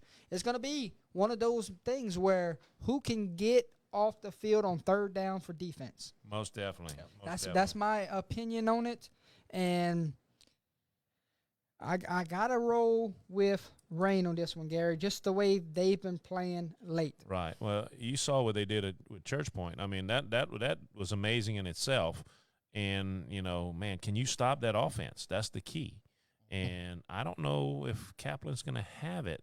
Have the ability to do that. I think they're a good ball club, but I got to go with the home team. Yeah. I got to go with the home team. So I'm going to go with Rain. I like that pick. Now, obviously, what was that score for the Rain Church Point game? Oh, God, 50-something to 50 40-something? something. Not a whole lot of defense going on right there. Now, didn't we just say it's going to come down to who has the better defense? I Now, tell you what, if Capacci has a night like he had the other night, Kaplan might run with this one. Might. Yeah. They may. Like I said, it depends on which defense is there. If we have a defense that can All you actually need stop, is one stop at the end. slow one down. Yep. Yeah. exactly. Now, vice versa, it just depends. If this was This- flipped, I'm rolling with Kaplan. Yeah. But the way Rain's been playing lately, and they're at home, I got to go with Rain. Yeah. I've already gone out on a limb on one with the DeQuincy pick, so I think I'm going to have to stay a little bit more conservative on this one. I'll go with Rain. And another one where we won't be mad if we get wrong. That's right. You're right. I mean, I like both of these clubs. I mean, I really do. And Kaplan's always been real good to us, but man, that's hard to pick. And we're 4 weeks into the season, so Yeah. what's going to happen when we get to week 8? Where both of these teams will be at, I can't wait to see. Right. Now, definitely a turning point game. If you're Kaplan, if you win this, you go out here and you win this, you get back to 500. I mean, Yes, Correct. You Right. said it, Yeah, my You friend. said it. That's right. I like this next matchup, Gary. This is some 1A football. At its best, man. Can you believe this? 1-2 East Beauregard at 3-0 Gaydon. Last time Gaydon was probably undefeated when their Coach Moy was down there at Gaydon, Gary. Right. Coach Moy's at Abbeville now. Boy, did he do some things at Gaydon, and something is brewing down there in Duck Country. Right. So does Gaydon keep things rolling into and start off 1-0 in district? That's what I want to know. This is a district game. Already into district, boy. It's you it's, believe it's that? right there. That's them big Unbelievable. districts. Right. So Gaydon, East Beauregard. I'm gonna let y'all pick, and then I'm gonna tell you my difference maker in this one. I'm going to gate on at home. Gaydon at home. who are the two losses for Eastbo? Boy, you putting me on the spot. See, I don't know enough about the teams. It's really hard for me to just go ahead and pick on a whim here. Man, without knowing that. We have that by any chance? Somebody in the chat will. Yeah. I haven't seen Braden tonight. So I tell you what, just picking in the dark here, going off of record alone, yeah, I'll go with Gaydon, especially at home 3-0. That's it's got a little bit of a momentum to it right there. See if they can keep rolling. Last name Hildrich, fullback. Huge night for East Beauregard, and East Beauregard wins this football game. Keep an eye out on that last name I just said. See, now you holding out information on me here. I had a feeling something was telling me Eastbo might have a little something to him, but you see, you're just holding information from me right now, Jordy. Hey, somebody pays attention. Yeah. Where's the hospitality? Hey, Gary gave you a water before we started. Next up, it is, and a lot of people know that Hildrich. I might be saying it wrong, but that Hildrich football name in the backfield for East Bow. Boy, He's- what a he's a bull! hoss, yeah. What a bull! He's a hoss. Now, this next game, How about a Voiles and Bunky? Voiles big. Yeah. yeah. Yeah. Big, After big. what I seen them do last week to Eunice? Was it Eunice, recovering 5 onside kicks in that 5? contest, just 5. Yeah, just I fine. mean, you're gonna have to get some more onside kicks to beat Monkey at home, but if they go 1 for 5, I still think they win this football game. Well, I mean, and then you got to look at it too. Eunice was ahead, Yes. and then Avoyles just like flick the switch, and just they were starting. I mean, I'm sorry, that offense is so hard to defend, and they run it so good. I'm like, oh my God, of all. Big most contagious. Once it's Oh, on your God. side, that's all you need. You're right, and it's unbelievable. So I've got to go with Oils. Yep, same. It's going to be across the board. You talking about somebody that put the state on notice last week? It is the Southside Sharks. All they did was go into the Crow Dome and put down a smackdown on one of your favorite teams, Mr. Swallow. Yes, they did, and I want to say congratulations to Coach Fontenot and the Southside Sharks. Oh my God, what they did was unbelievable. To go into the Crow Dome and win convincingly. Especially on that Karen Crow defense. Yes. I mean, you're right. We saw what the Karen Crow defense could do going up north, but they just went in and flexed their muscles. Southside Sharks, you got my attention, and you're gonna beat Nish this week go 3-1. You got my pick too, Coach. Yeah, you're talking about two schools that are trending in the opposite directions as of right now. So yeah, I'm absolutely go with Southside as well. The next matchup, how does Karen Crow bounce back from that game? Is it something where you get the troops back up and say, all right, week 3, flush it. Let's focus on week 4 and let's go beat a good Sulphur football team at Tornado Alley. I mean, take a look at this matchup. Sulphur at home. That's a tough environment to be in. And you look at Karen Crow. Which team's going to show up this week? Karen Crow coming off of a loss. Yeah. Oh my God. Yep. Karen Crow goes into Sulphur and wins. Yeah. I'm going to agree. But if something happens this week, we got to know what's going on inside. Inside. Right. Yep. If Sulphur, wins, which they're capable of Convincingly, I'm talking right. about. Oh, no, if they win convincingly, then we have to find out what's going on inside the and it might just be a dang good Southside football team. Yeah. That we're not giving enough credit for. Yeah. right. I think Karen Crow goes over in the Sulphur, and I mean they make a statement win. I think that's a very well coached team. I know Both sides. Yeah, exactly, both sides. I know they're gonna have their guys ready to go. I don't see Karen Crow dropping 2 in a row. That's just me though.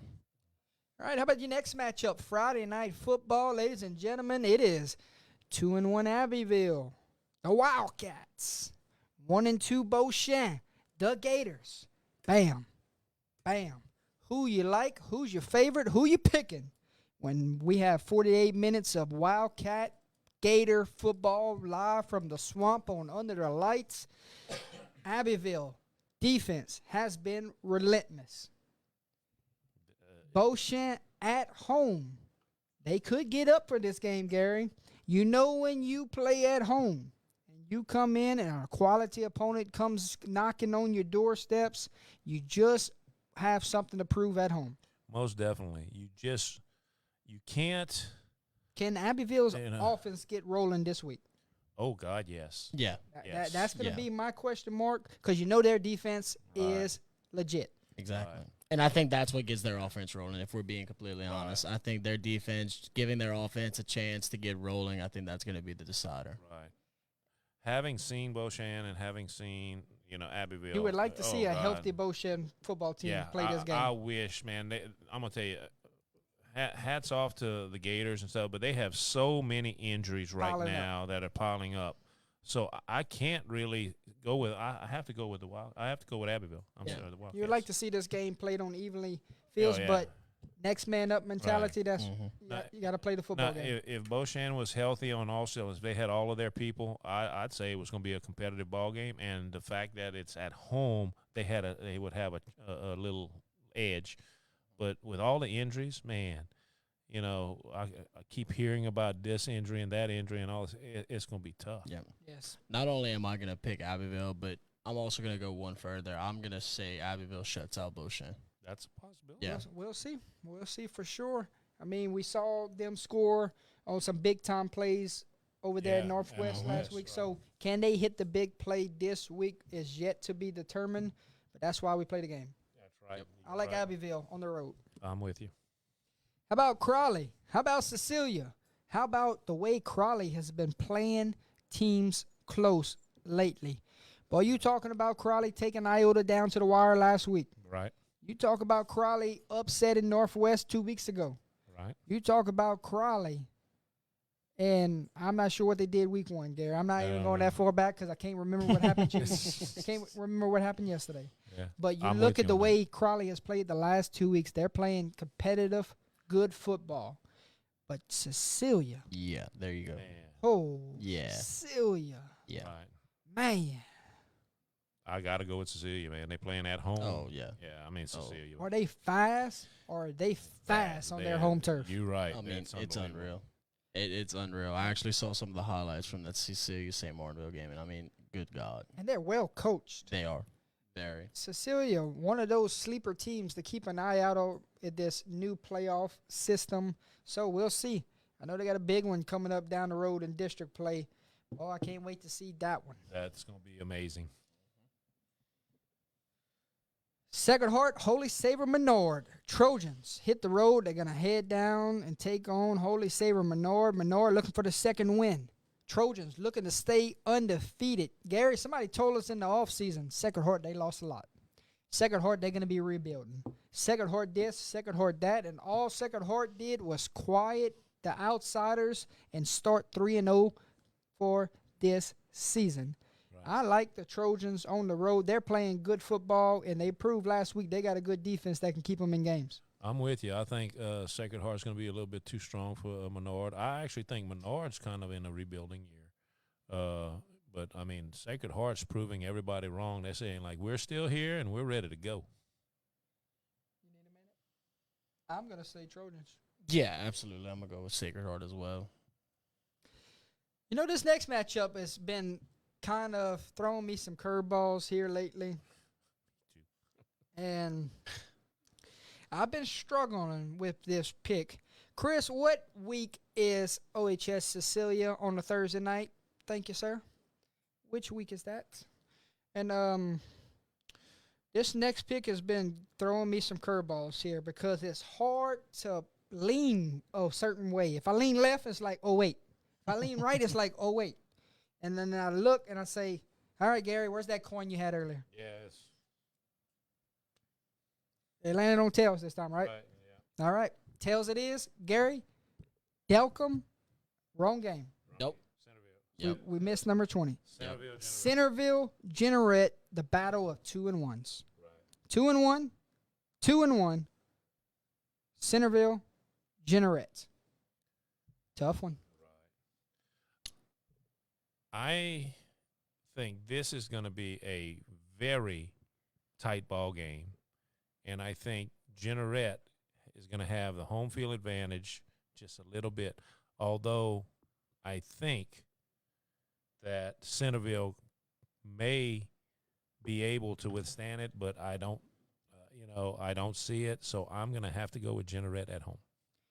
I like Generate at home, too, as well. I'm just kind of looking over their schedule thus far since Jordy doesn't want to give me any Let me look inside at it, man. information. No. Don't worry about it. You got your own thing. Don't worry about it. But, no, I mean, you talk about them going ahead, beating Westminster, and then making a statement win against 4A Morgan City. Well, Yeah. what Centerville did? Come on. What, you got a phone right there? Oh, I'm looking up OHS's schedule. No, but yeah, I like Generate to stay on the right track here. In a close one, I think it's going to be real close. I think it's going to be real close. Okay. Next. Yeah. Okay. Next. Gary, let's go Centerville on the road. Okay.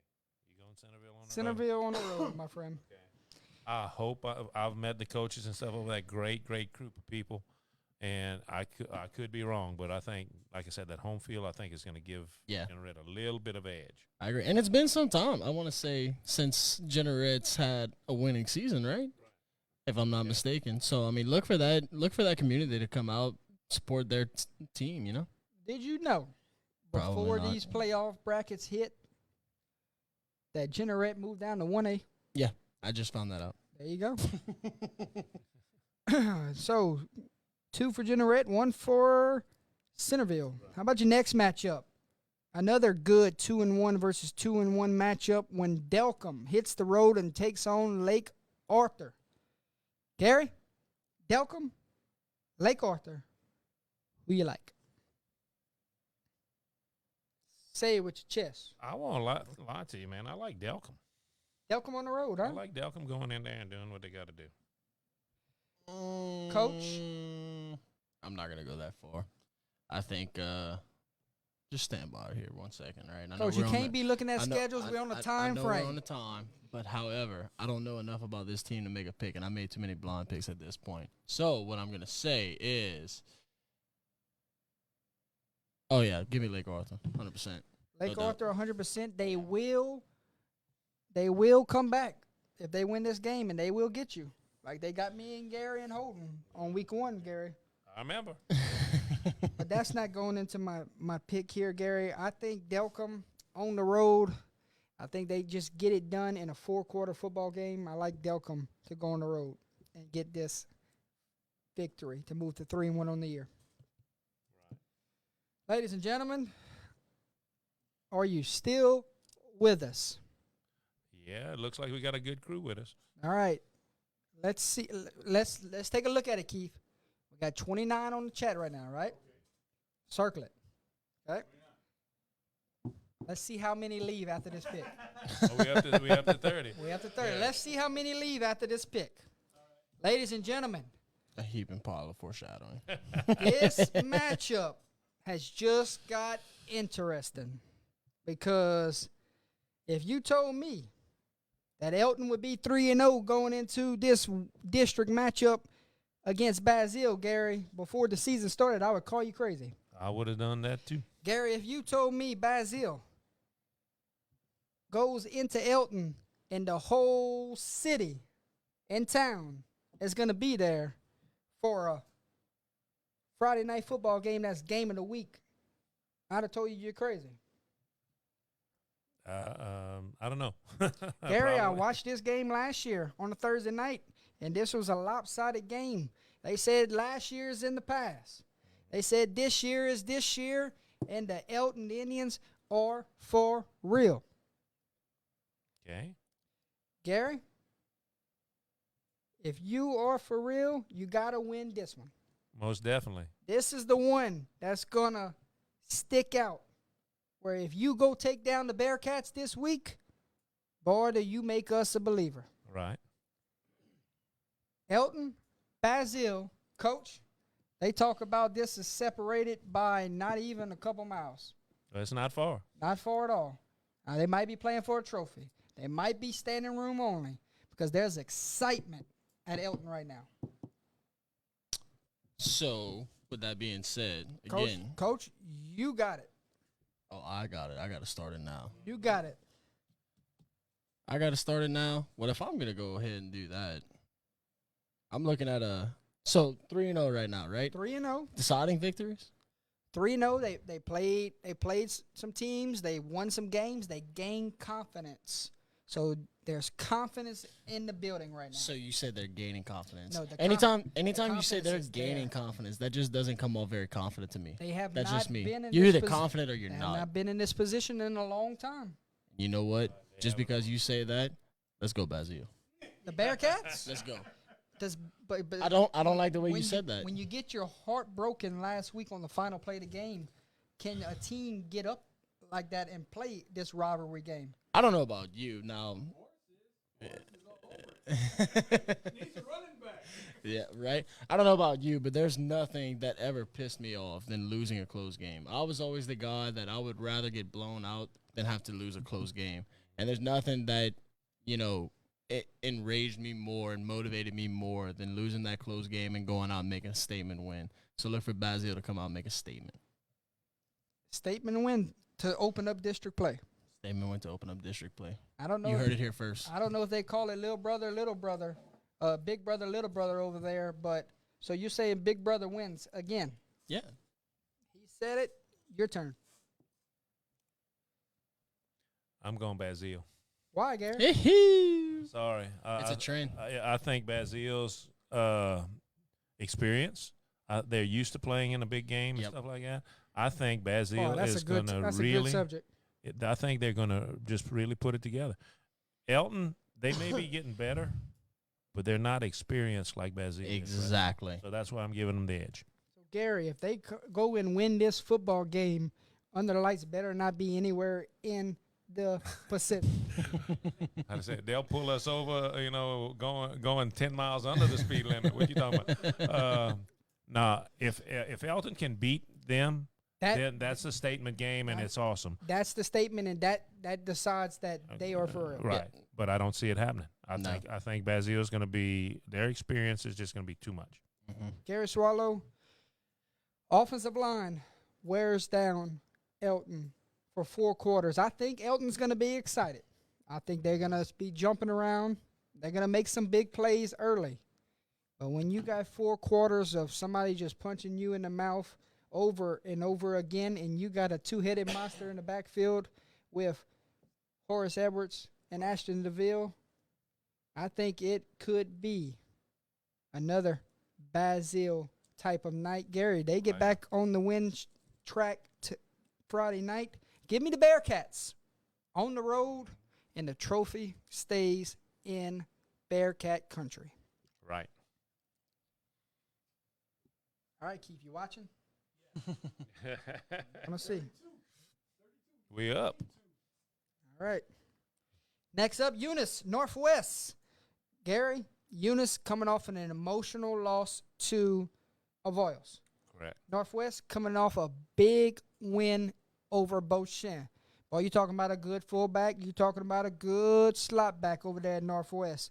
We also said if Northwest turns the football over in a big-time matchup, when they play a really good football team, it could be the decider.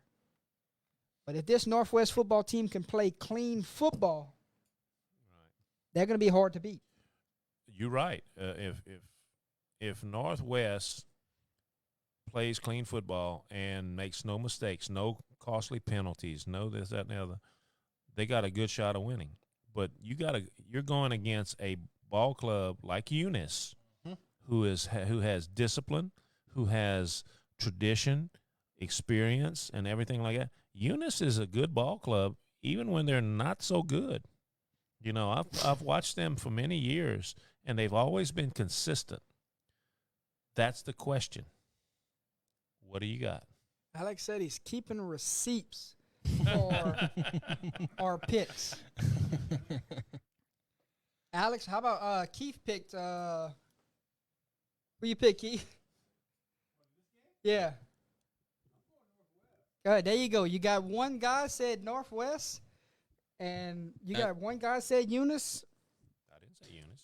Oh, you went Northwest? I didn't say Eunice. I didn't pick yet. Come on, Gary. You're making the people get restless. Oh, man. I don't know, man. It's tough. Just looking at the schedule here, so you have. It'd be tough to beat Northwest at Northwest. Well, you got Northwest in 2 close games. They win 21-15 against Northside, and then they go 20-21 against Crowley. It's the turnovers. It is. Right. It was a lot of turnovers against Crowley. Yeah, and I think that's the difference. I think a well-sound football team, especially on offense, it's hard to come by, and I just think that Eunice is just gonna have too much consistency. Let's not say too much consistency, but I just think they've been here before. I think Northwest struggles against Eunice. I'm not saying Eunice big, but I still think Eunice pulls it out regardless. What happens if Northwest plays that one clean game, Gary? I know. That's the question. And doesn't have 5+ turnovers. That's the question. If they do that, then they win. I'm going to tell you straight up. If they do that, if they play clean football and they win, but their history that they've had doesn't show that. Yep. And see, consistency is a two-way monster. Consistency can either be good or bad. So if you're playing consistently bad, it is what it is. Well, not to say consistently bad, but if you're constantly making the same errors, you're not correcting it. And if that's what we've seen thus far. You got to take into perspective, brand new quarterback going into this week, Gary. He last week For Eunice or for Les? Northwest, brand new quarterback. Timing was off. Right. Did they fix the timing in practice? That's when you Yeah. clean those little things up. Yeah, that's the key.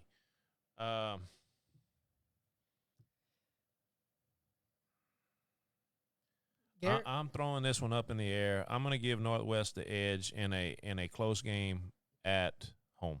there you go. Mr. Swallow says Northwest. That sounded like a homer pick. Is that just me? Is that I just don't know. Gary No, don't. no, Gary saw him in person in last person. week. Okay. So Yeah. Okay. I got to double check here. Yeah. I think, like I said, the key is to keep it clean. If they turn the ball over, I'm gonna tell you, if they have one or two turnovers, Eunice is gonna blow them out. And I'll say this, turnovers are more than contagious. two, Right. Gary. More than two You think more is than the two? blowout. Two is still in striking Okay, distance. well, I'm gonna tell you right now. But if they have five, like they had 4 and 5, I mean, it's gonna be a blowout. The Yep. key is to stay clean. Mhm. That's the hit. Coach, Yeah. Just to make a point, it's turnovers are contagious, like I was just saying. If it's not something that, you've ingrained in your guys before the season comes along, it's just something that's really hard to correct. And you see that time and time again. So I just think that's going to be, their Achilles heel. Eunice, Mm-hmm. and I'm gonna go with Eunice. Also, Gary. I think Northwest can win this football game if they don't turn the football over. But Yeah. I'm gonna go with Eunice until I see something differently. Right. And I agree with. I can understand that, but like I said, I think they're prone to have a clean game, and this may well. If this is it, guess what? I think they win. Yeah. As far as, but if like I said, you get that turnover bug going, oh Yeah. man. Exactly. But we'll see. We're putting a lot into the turnover factor, Right. but they might go and play 4 quarters of the best football they played this year. Right, and, Yep. and that's the key. The quarterback is going to have to play a good game, and they're going to have to hang on to the football. And that's two very big variables that you have to take into account. Correct. A new quarterback especially, meaning more so than the turnovers, I think. Right. Next up, it is 2-1 DeRidder, 2-1 Westlake. A fun football game to be a part of with this one. Westlake on turf. They prove they can lose on that their home field. Right. We saw that earlier this year, so you can't use home field as an advantage here when you make your pick. Correct. DeRidder, they're going to be fast. Westlake, Yes. they're going to be fast. Who's going to be more physical? I'm going to give it to Westlake. I'm going to go with Westlake as well. I think they have a pretty high-powered offense just from what I've seen thus far, so I'll go Westlake. Yeah, well, I guess we'll go across the board here. Give me Westlake also. Southern Lab, Opelousas Catholic. Can we have more shockwaves that roll through the state of Louisiana at Donald Gardner Stadium this coming Friday night? It's possible, but I don't think so. I'm going, as much as I want to see the Vikings come out on top, I think Southern Lab's going to just be too much. Yeah, same here. I feel Southern Lab's just It's gonna too- be it's gonna be what's up front for Southern Lab. Yeah, stopping correct. that Opelousas Catholic defense is what I think is gonna be the difference maker. What you think, Gary? I agree. I in-game totally agree. adjustments too. In-game adjustments. Once you Right. kind of behind the 8 ball on it, how do you get back ahead? So, yeah, let me get Southern Lab as well. Yeah, the key is, like you said, in-game adjustments is very key. But, they just need to get this rocking and rolling. But, like I said, I would gladly lose this pick to see OC come out on top, because I think OC is a very good ball club. Yeah, we'll see if there's more shockwaves Friday night. But as of for right now, I like Southern Lab to go into OC and win this football game. Huh? How about 2-1 Opelousas High? That was the shockwaves of the state last week. They shut out Lake Charles College Prep. People are still buzzing about that contest. Now they got to shift gears. They got to head down to Santa Mont. And Santa Mont, one of the best student sections in the Most state of definitely. Yeah. Louisiana. Most definitely. last year this game was played on a Saturday, so it wasn't really that Friday night type of vibe that they got. So OHS, you talk about confidence out the roof. Can they go on the road and knock off another big-time program this week when they go down to take on Senamont? You have a team that shut out Lake Charles College Prep. Yep. And played with Shut them out Turlings. and played with Turlings and all that. I'm going to tell you right now, I'm impressed, and I'm picking OHS. So let me read you St. Amont's record What we got? thus far. So you got George Washington Carver, who sits at 1-2. St. Amant beats them 35-34. Okay.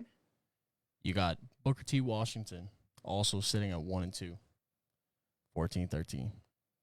And then they go to John F. Kennedy, who's 3-0, lose 0-14. Okay. So, What you like? with that being said, Man, I wish love, this game was at home. right? Yeah, I really do. I love the spot that OHS is in. I love the fact that Opelousas has finally got the program in the right direction. Let me get another statement win with Opelousas over St. Amant. Big Five playing 5A football now. All right? Let me get a statement win here. I hope that happens. I'd love to see OHS, do it. I love our locals. Now look, that's tested program as well in St. Amant, playing Oh, most John definitely. F. JFK, Right. George Washington Carver. I mean, playing these schools, Booker T. Washington, that's no pushovers, okay? Right. No matter which way you cut it. However, I still think OHS is kind of riding on a high right now. Right. And I think agree. they get past them on this. So they riding on the high another week coming into homecoming. I love it. If you tell me that OHS goes into homecoming week sitting 3-1 Gary Swallow, you talk about there is gonna be buzz in Opelousas. They're going to have a big party at Don Gardner Stadium. Ooh, man. man. Tigers on the road takes down Santa Mont. When in doubt, lean on the run game is what I read in the paper. That's right. And a really good defense and a good running game. All right. Give me the Tigers. You're making believers out of people who didn't believe in you from the beginning. Right. And Go for it. let's go. Let's go, Tigers. How about North Caddo, undefeated 3-0 on the year? They're going to go down, take on 2-1 Neville. North Caddo. Does North Caddo have enough to stick with Neville? Not your traditional Neville football team, but still really good football being played over there at Neville. North Caddo, we all know what they have over there. Very explosive football team that put up big numbers. Does Neville have enough to stay with North Caddo this week? Solid panel, ladies and gentlemen. That's going to be hard. I'm going to tell you right now, I think Neville has a chip on their shoulder after that loss. So I think Neville's going to come back and win. So I'm going with Neville. I think it's not only does Neville have a chip on their shoulder, I'm going to go out on a limb and say that Neville probably has the better athletes, the better talent. That's just me. And knowing what Neville produces year in and year out. And then you also have, what's his name, Zalance Hurd. What's the 5-star lineman coming out of Neville for next year? LSU commit. Offensive tackle. I want to say it's Zalance That's Hurd, how I know maybe. him. Yeah, right. The big one. Exactly. So, no, I think that Neville line is just what's going to make the difference for them. I have a feeling, Neville's trying to get back. I mean, that they're not familiar with going 2-2. I'll tell you that much. So I have a feeling Neville goes ahead, makes a statement, gets ahead, gets the 3-1. Yeah, they're gonna get it back going this week. Back-to-back big wins for Neville. I would love to experience a game one day at that stadium. Yeah, I would love to do that myself. Yep. All right, your next matchup, Acadiana Wrecking Rams and Lafayette High. If you told me 3 weeks into the season that Lafayette would have a better record than Acadiana, I would call you crazy. Yeah. Because of where these programs have been the last 10 years. You true? But, Gary Swallow, we have to give credit when credit is due, and the Lions of Lafayette is 3-0, and they deserve the credit. They're 3-0. Congratulations. But I think they're going to get their first loss because I think Acadiana is going to roll. Is it Fear the Veer this week? Fear the Veer with exclamation points on it. Lafayette and Acadiana, they're very, how do they say that? This game will be played at LCA. Right. They are very fierce rivals that dates back a long time. And I think Fear the Veer is going to roll at LCA on that turf. Look out. Rams, they're trying to revenge their loss from week 1 at LCA. Fear the Veer. Unfortunately, I think, although Lafayette's 3-0, I think those are just inflated stats at the end of the day. Not taking anything away from them or who they've played, but I just don't think they've been tested the way that Acadiana's going to test them, and I have a feeling that Acadiana's just going to run them up and down the ball field, Okay, Acadiana rolls from the panel, ladies and gentlemen. Next matchup, undefeated Screaming Eagle Vermilion Catholic football team. Starting to become one of our favorites on this panel this year. Very much. When you talk defense, we think about the Screaming Eagles. Most definitely. Great ball club, great defense. So I think it's going to be good. I'm going VC. Gary, you don't even know who they playing, Gary. Yes, I do. It's But on they my don't. paper. They Oh, don't. y'all don't. I'm sorry. I jumped the gun. I apologize. Vermilion Catholic, they're going to hit the road and take on an ERAF football team that is 2-1. ERAF, they play offense over there. They're playing good. Can they, how can I say this, Gary? Can they play enough defense to stick with this Vermilion Catholic team that's basically getting it done on both sides of the ball? That's the $1 million question, Jordy. We preach this defense, but we also look at Vermilion Catholic's offense lately, and they've been getting it done themselves. Their offense, they are sound on both sides of the ball. I'm going VC. I'm sorry, Erath, you're playing good ball this year, but I don't think you're going to have enough to take it. Yeah, let me get VC as well. Yeah, Vermilion Catholic across the board. Roll with the Screaming Eagles until the wheels fall off, it seems like this year. Most definitely. Ladies and gentlemen, how about undefeated Walker, undefeated Kentwood? Does this game stay as close as what people are not persuading this one to be? I know it's 5A. I know it's 1A. They're undefeated. They're at Kentwood. Is this going to be a close matchup, or is this going to be a lopsided victory for Walker? That's what I want to know from the chat and the panel. Man, I don't know. I'm going to tell you something. I've always watched. Where they play at, Gary? They playing in Kentwood. At No, Kentwood. what's it called? Under the what? Under the water tower. Under the water Under tower. the water tower. That's right. Because the water tower is right there and the field's right there. But let me tell you something, dude.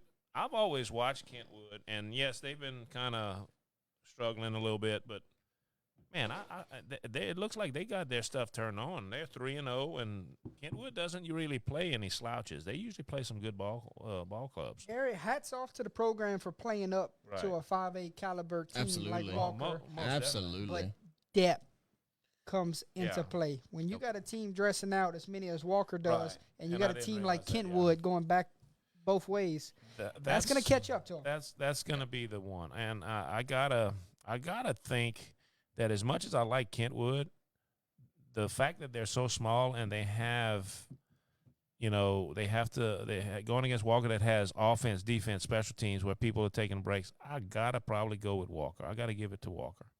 Yeah. And you also look at Walker, you're talking about a team that is playing some of their best football here early in the season. And right now, I'm gonna tell you that's good because they were down for a while. Walker was actually down for a few years. They were really struggling.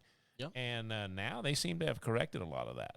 So You want to know just what it's their path to 3-0 was? I'm just gonna keep referring to this the schedule that I have up right here. Thank you to Go Preps. Right? That's what I'm talking about. Shout out to Go Preps. That's right. All right. Most definitely. Starting off the game with 5A Ponchatoula. Right. In a blowout. State runner-ups. And some may say a blowout win, 33-13. First game. Fountain Blue, second game, 54-3. No, you can't Yeah, say they- that name too loud around here. Hey, excuse me. Holden gets kind of cringy. And then you got them against 0-3 Mandeville, 35-32.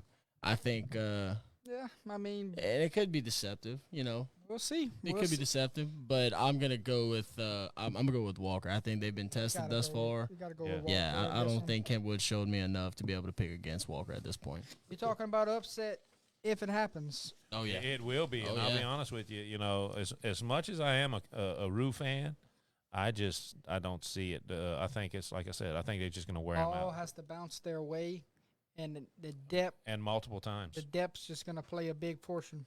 Right. All right, 2-1 Mangum, 2-1 General Trash. This game is played in Mangum. Boy, do I know about this facility. It was a cold, cold night whenever I went down to a semifinal matchup with Mangum and Kinder. General Trash, with their high-powered offense, comes in to play Mangum. Mangum was down last year. I think Mangum's back this year. That's just my opinion. A lot will tell going forward. So what's going to happen here? The chat is jumping. We got a General Trash right off the board. And he's somebody from up north, so he knows a lot more about both of these teams than we do. Shout out to Mr. Smith there from Oak Grove. Right.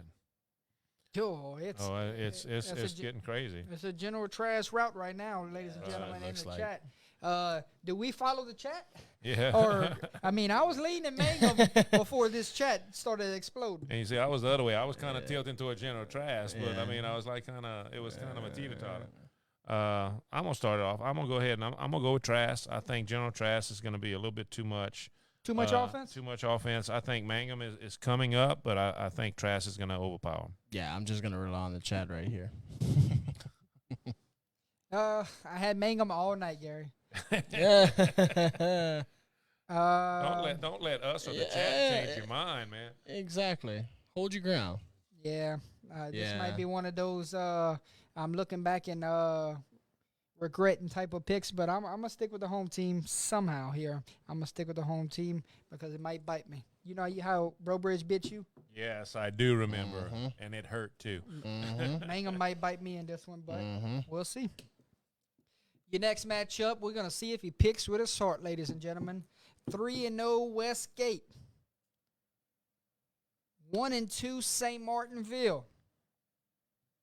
This game is at St. Martinville. You got an alumni sitting at the panel. I can't wait to see this pick, Mr. Swallow. Holy offense. If you want to beat a champ, you got to beat the champ. St. Martinville can beat the champs this year. Why? I'm gonna go on a limb and say the Tigers win one way or another. Yes, mother trucker here. You know what? We're going to end it right there. Tigers win. Tigers Ne- win. Tigers next win. pick. Tigers win. Next pick. No. Honestly, guys, that's not my pick. You can circle that off. I'm gonna go with Westgate. you In go. all seriousness, I think. I mean, with what they've been able to build as far as a program there in such a short amount of time. Chris says St. Martinville. Look, guys, I learned my lesson the hard way by picking with my heart. Didn't we talk about that beforehand? Yeah. And I'm gonna tell you right now, I think although we do have some freak athletes at the receiver position for St. Martinville, I think the difference is just the quarterback play. I just think we still have that young guy who's still developing. He's got a big arm. Don't get me wrong. Okay, they're able to throw a punch just about whenever they want. They can gash you. And then you also got big Stephen Blanco in the backfield. Stephen Blanco is a man amongst boys. You want to talk Right. about Trey Holly? Stephen Blanco's maybe not as fast as Trey Holly. I'll go ahead and just say that, to be a little conservative. But the man can still run you over. He is a man child, yeah. okay? But all in all, I just don't think it's enough against that Westgate defense. And if you get in a shootout with Westgate, I'm sorry, it's going to be the athletes over at Westgate are going to take over. I like it, my friend. like Everything you just said, give me Westgate. Yeah, I'm with you too. I was going Westgate all the way. Next up, 3-0 Haynesville, 3-0 Glenbrook. We got a couple people in the chat from up north. Here's a juicy pick for you. Man, I'm gonna tell you, this is gonna be a hard pick for me, but I don't know. I've been watching Haynesville. I think Haynesville's got a little edge, man. I'm gonna give them a go. Gary, You know. you going Haynesville? I'm I gotta going say Haynesville. Glenbrook. Watch this Glenbrook team last year. You know, if they'd have been eligible, they'd have missed the playoffs. Is that the Right. same thing? I think that's the don't know. same team. I think it is the same team. I think they come into this year and they're a 3-0 team for the reason. Yeah. So give me Glenbrook at home. Right. But Yeah. like I said, they're both very good teams according to their records and stuff like that. But I mean, golly, geez, that's going to be a hard pick. It should be a great game. It's a hard pick for us. Right. Yeah, let me go with Glenbrook as well. Just not knowing enough about them. So Gary just let out a huge gas because of the remaining games on the schedule. And here we sure go. did. Here we go. 2-1 John Curtis, 1-2 Jesuit. Jesuits' 2 losses came to Gary, LCA, LCA was one. and was the other one Ruston? I think so. Unless Holly has a typo here. I'm not sure. We're gonna have Mr. click on the I'm working on it. Stand by, boy. Stand by. all right. John Curtis, Jesuit, good ball game here. Yeah, regardless of what the score is, you talk about 2 programs that are just Ruston I and mean, LCA. wow. Yeah, they sacked Jesuit as term expires. Right.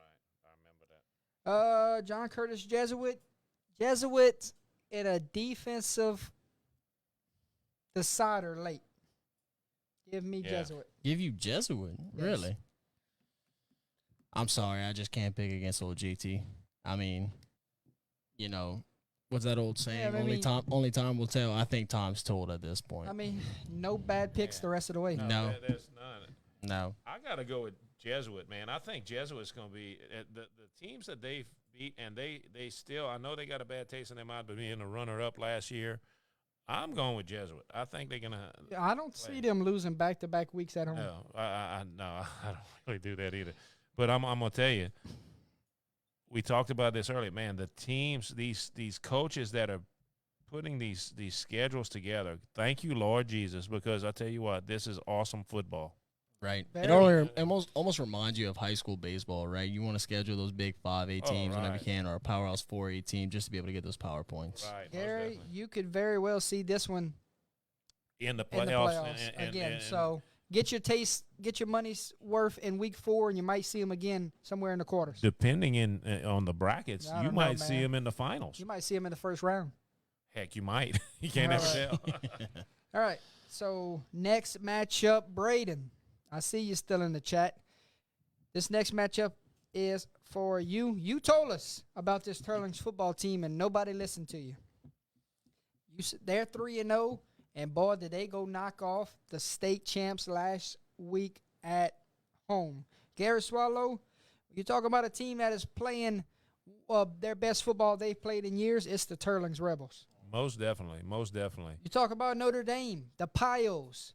They knocked off your alma mater. Yeah, they Big. did. Big. At Big. St. Martinville. And impressive. I Impressive mean, one. dominant on both sides of the ball, even special teams, all facets of the game. So who's got the edge going into this one? I mean, Turlings riding high off of knocking off the state champs. Notre Dame, they just played that brand of football where it's business Yep. all the time. Exactly. So, I mean, I look at it this way. It's like Turlings, this might be their year. It's possible. It's very possible.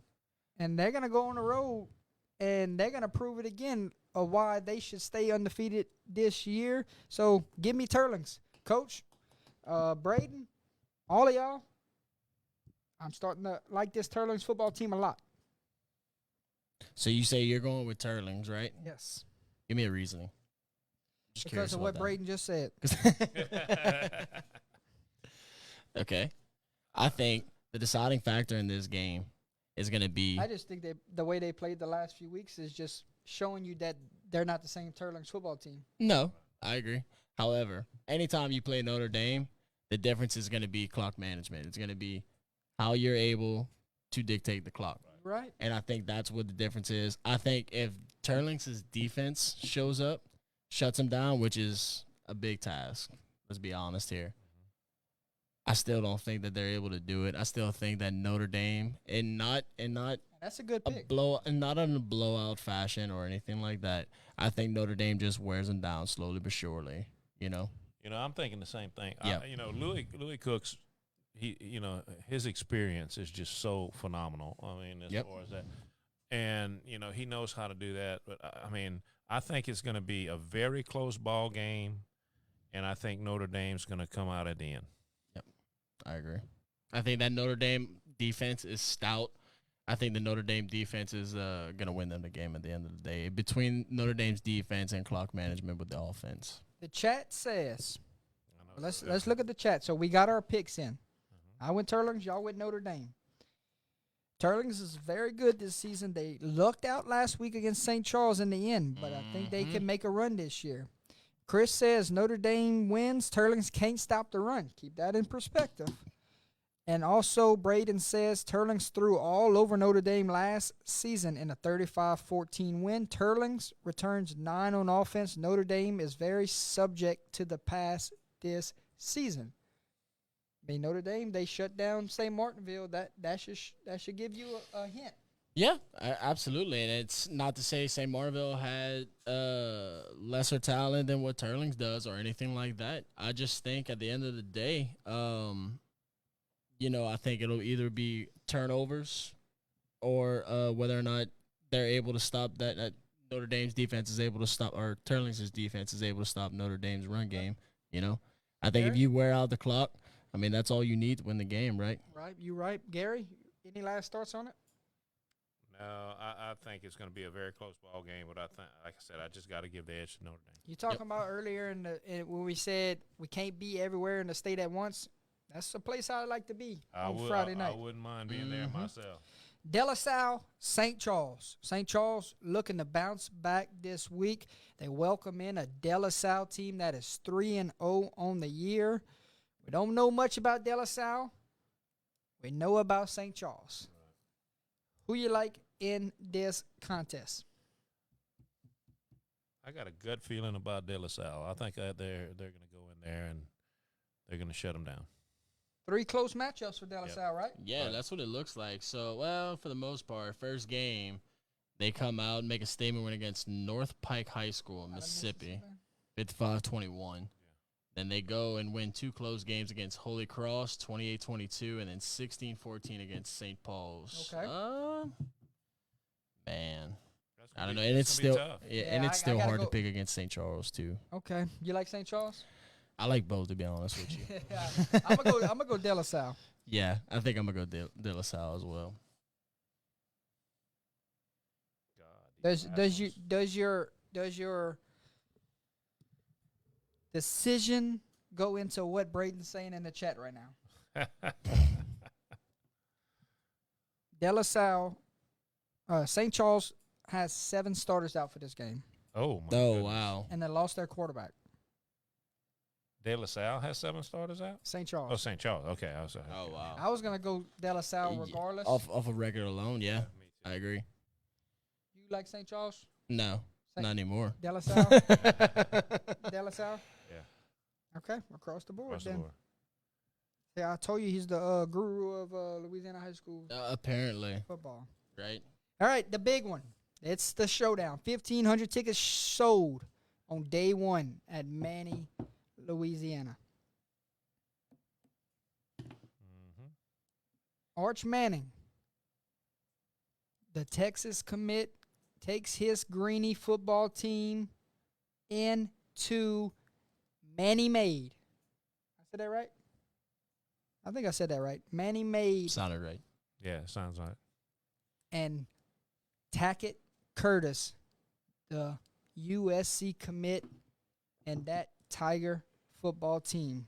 Even add a little more drama to it. You realize this is number 1 versus number 2 as well, right? In their divisions. Yeah. Correct. We talked about scheduling this game, right? And hats off to whoever scheduled this game. Now you look at it. You got Newman's offense. You got Manny's offense and defense. You got the hostile environment that Arch has to go into. I mean, he's played in big games in his past, He's never played at Manny. but he hasn't played at Manny yet. He hasn't And- played at Manny, but he has played at LCA. What Yeah. what was the result of that? I mean, riddle me and that. You can't define somebody off of No, one. no, no, game. no, no, no, no, no. But Not- that not know was what I'm saying. that was an environment itself also. Exactly.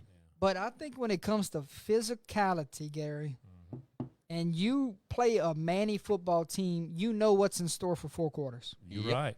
Has Exactly. the Greenies got hit this year Nope. I don't think so. so And- far through 3 weeks?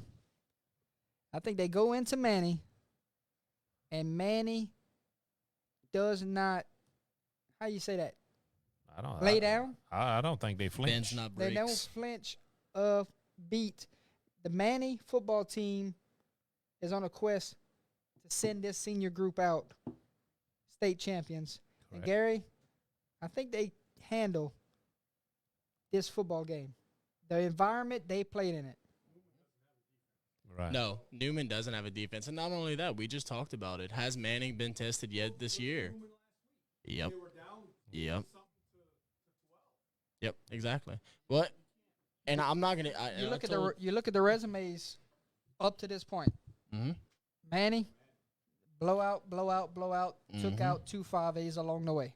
You talking about giving up 10 points in the first 3 weeks alone? I think, right? Something along those lines. 7-3, Single digits all around. You know, and then you go on the other side, and that's what Jordan and I were talking about See, earlier. I don't know if enough offense can keep you into this game whenever. I don't know how to say this. I mean, you look at both teams; they're gonna score, but you look at Manny. Manny's gonna play defense, and they're gonna Exactly. They're gonna.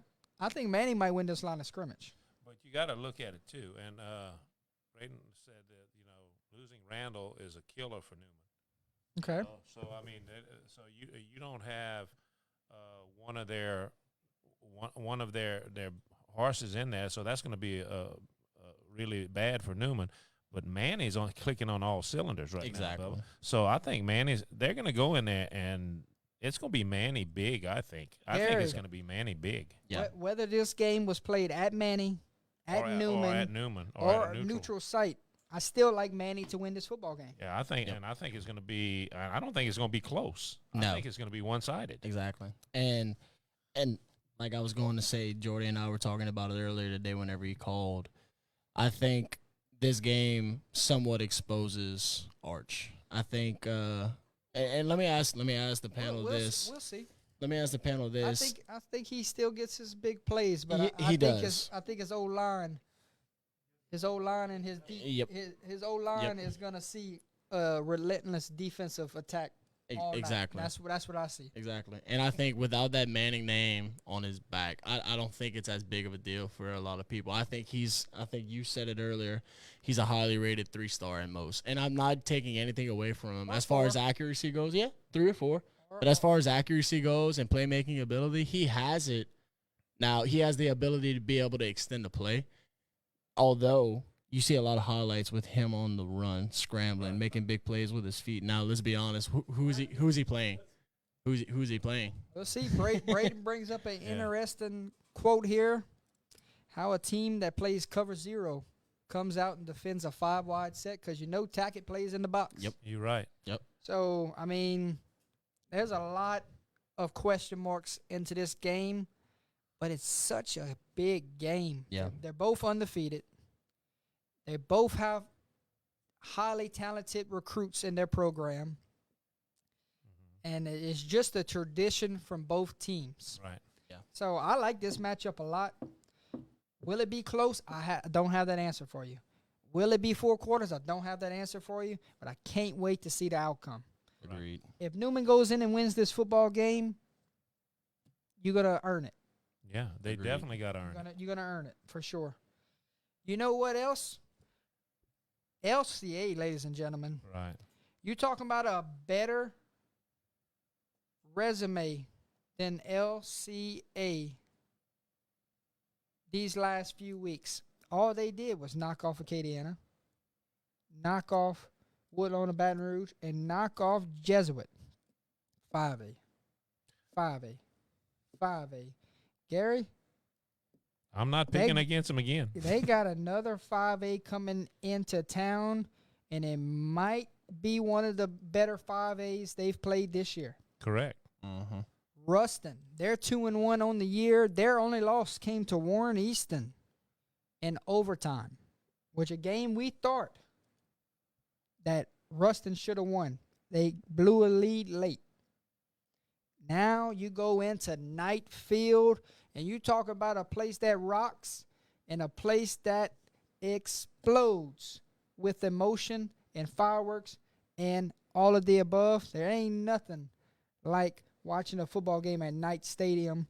I mean, Manny, they got the beginning, but LCA got all 4 quarters of it. I think so. Yeah. LCA makes it 4 in a row over a 5A program. This week, it's going to be one of those 24-21 type of games, in my opinion. Right. I'm going LCA. You said you ain't picking against them the rest of the year. I'm not picking against them the rest of the year. I'm sorry. That's- I said at the beginning of the year I thought they were going to have a down year, and they just beat Acadiana. So guess what? I'm not picking against them the rest of the year. I don't care. Do you think this game's won on the defensive side of the ball? I think the Yeah. defensive side of the ball is going to keep That's them why I only in. gave it 24-21. But Yeah. I think it's going to wear them down, and I think the offense is going to start clicking. I give them. I think they're going to win by at least 2 touchdowns. Yeah. Oof, I And don't then, know about that. I don't know. I don't know. I'm going to say 2.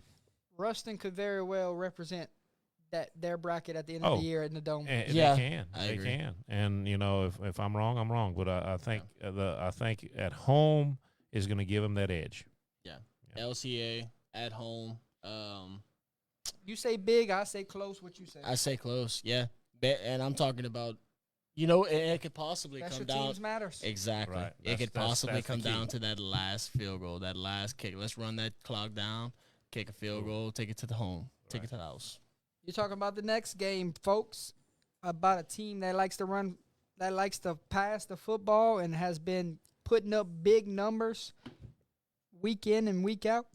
Gary, all they did last week was take down Brother Martin at home, and it wasn't close.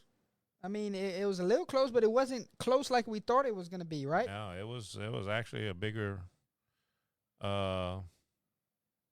it was a bigger margin than I thought it was going to be. Now, I think, in my opinion, and I think everybody would agree, this is St. Thomas More's biggest test in recent memory. Right. You look about the last few years, and I think St. Thomas More versus Catholic of Baton Rouge just has something written on it where it says this is the biggest game St. Thomas More will play in recent years. I agree. I agree. Yeah. And people can disagree, but I'm in love with this matchup, and it's difficult. You want to go Catholic of Baton Rouge because of how good of a football team they are, but St. Thomas More of how they played this year, and it looks like a different Cougar football team. Correct. I think it's going to be a very close ball game. You got St. Thomas More going into Baton Rouge and playing against Catholic High. Man, what more could you ask for? Hats off for scheduling this game. Yeah. So I think Catholic of Baton Rouge has the guys on the outside that can stick with some of these receivers, Gary. right, I agree. Oh, God, yes. I think I agree I think with they that. have enough in the secondary that can stick with some of these St. Thomas More receivers. They won't shut them out for all 4 quarters, but I think they win those 50-50 matchups. And I think they will try not to give this the big play up all night. So Catholic of Baton Rouge, when you talk about 2 teams that like to establish the run, even though they like to pass the football, I think Catholic of Baton Rouge wins the line of scrimmage on this night. Absolutely. And I defends do the big too. play. Yeah. My tilt was going towards Catholic, and I think they're going to win. I think it's going to be a real close ball game, and it could well be a last-second field goal or a last-second drive or something that's going to end up winning the game for them. But I think it's going to be Catholic. If you're in Baton Rouge on Friday night, that is the place to be. Yeah. I completely agree. Catholics won, what is it, 4 in a row? Including what state championship was redacted. Right. I want to say it's 3 or 4 in a row, if I'm not mistaken. It's Got been a me. bunch. Right? So That's- they have to go to Oh. Maryland in Week- order to lose week Yeah. 1, right? They go to Maryland, they go on the road, business trip, they fall 35-38. that was at home. You sure about that? I'm pretty sure they went on the road. They went on the road last year and beat Maryland. Oh, that's what and it was. This year, Maryland came and beat them by 3.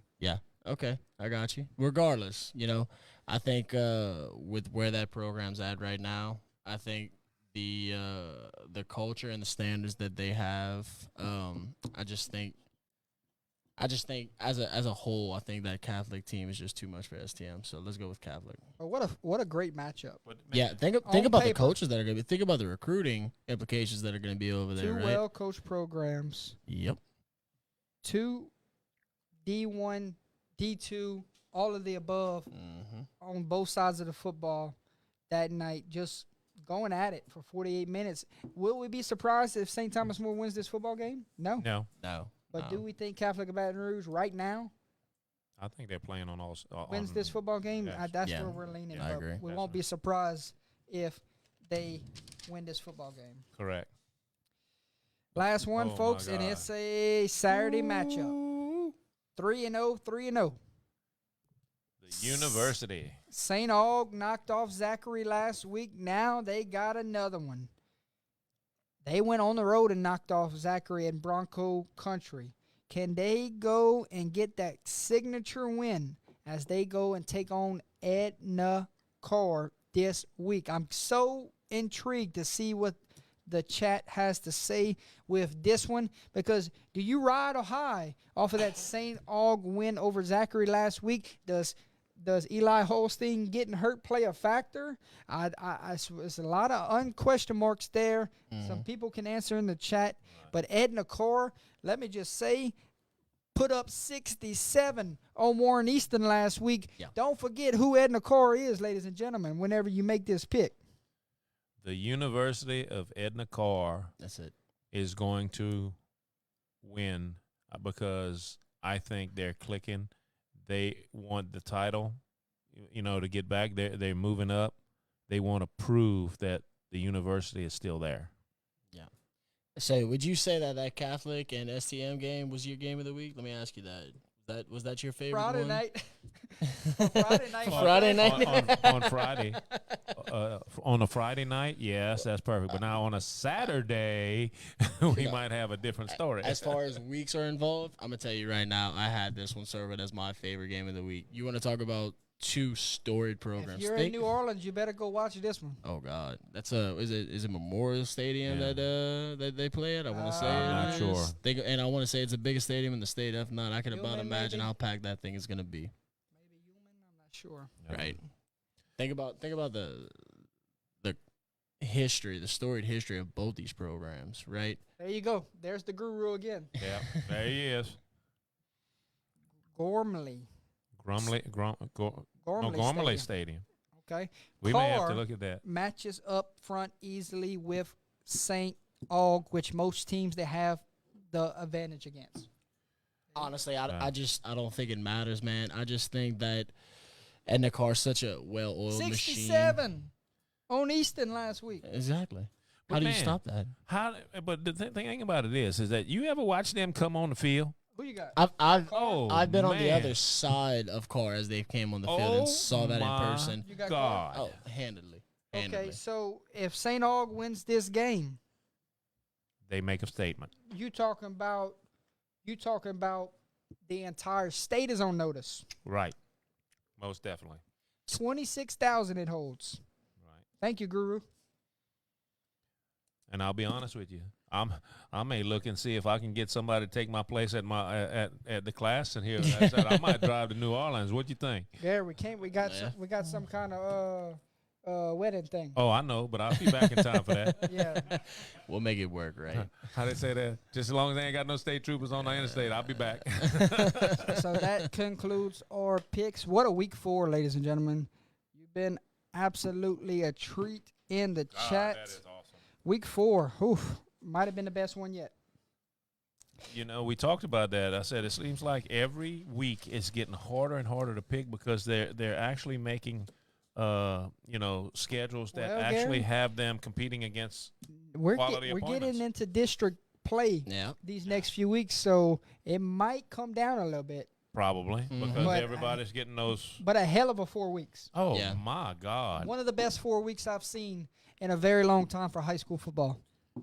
One of the best, if not the best run for 4 weeks. Yes, you said it is Mhm. crazy. I Yep. can't just think of what the playoffs are going to be with this new format. Oh my God! That's all I gotta say. And I love it too, right? I think I was never a big fan of whenever they did the divide in the first place. I never thought there was a reason there should be a private and a public league. I don't know what y'all stance on it was, but I feel like if you're the best team, there's no reason you can't go out and beat out whoever it is you need to play, right? Why do you need your own division to be able to win a state championship? Tell you what, me and Gary like this new division Yeah, because We of some really of do. these matchups that's going Right. to happen in the playoffs. right. At this time, folks, we will shift gears to our final subject of the night, and this ain't going to take long at all. But I want to say our rankings tonight is brought to you by the Paint Guys.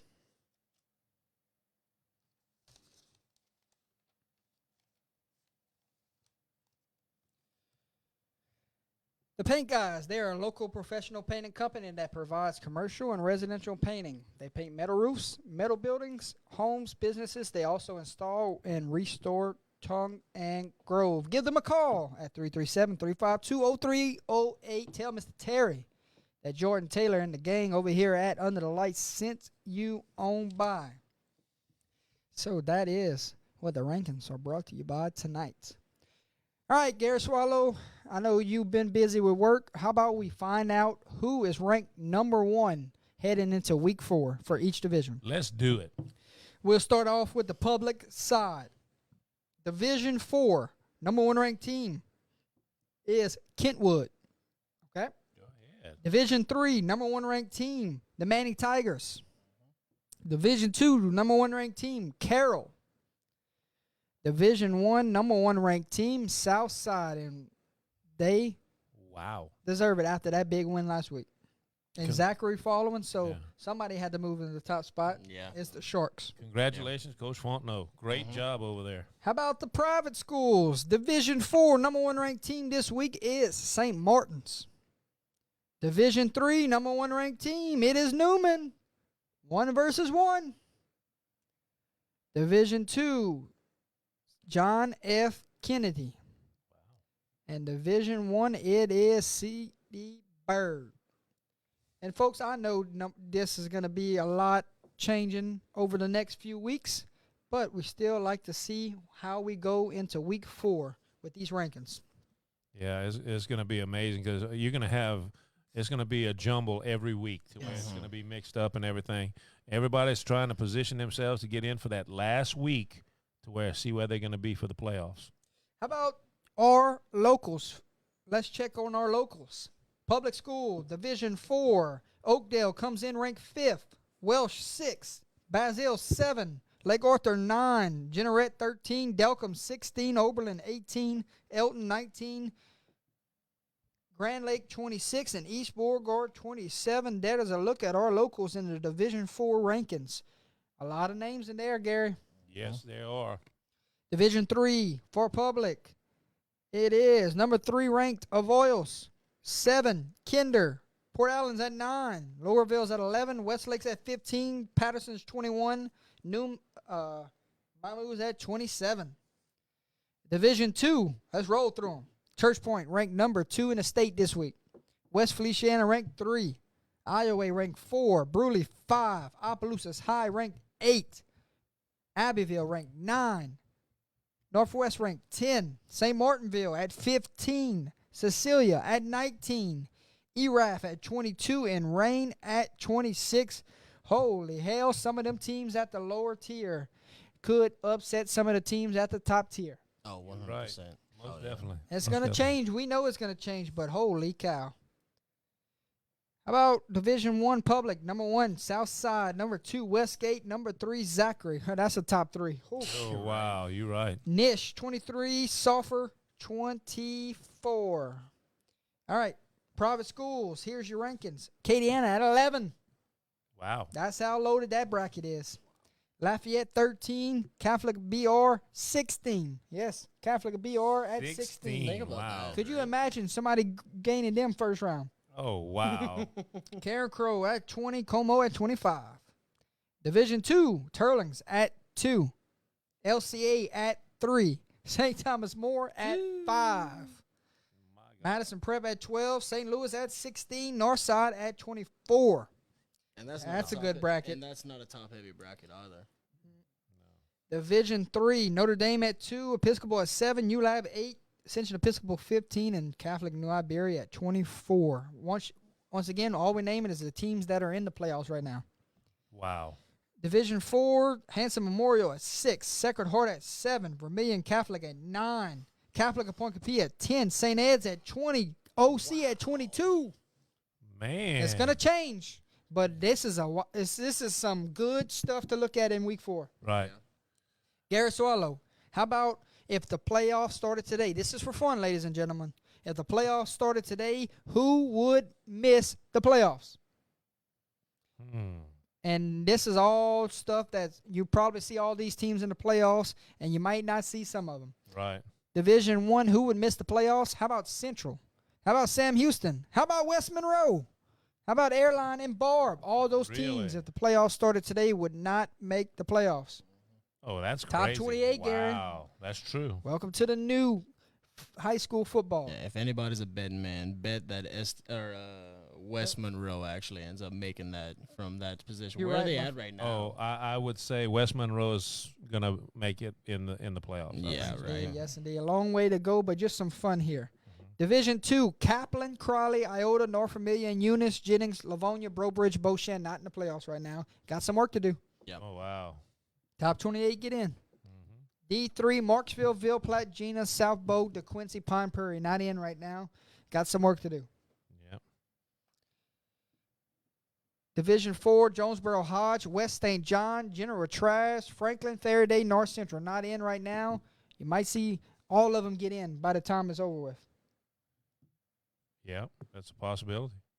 And your final ones is Private Division 1, Como, Woodlawn, Liberty Magnet, John Ehret, not in right now. Oh, wow. Peabody, Washington Marion, Buckeye for Division 2.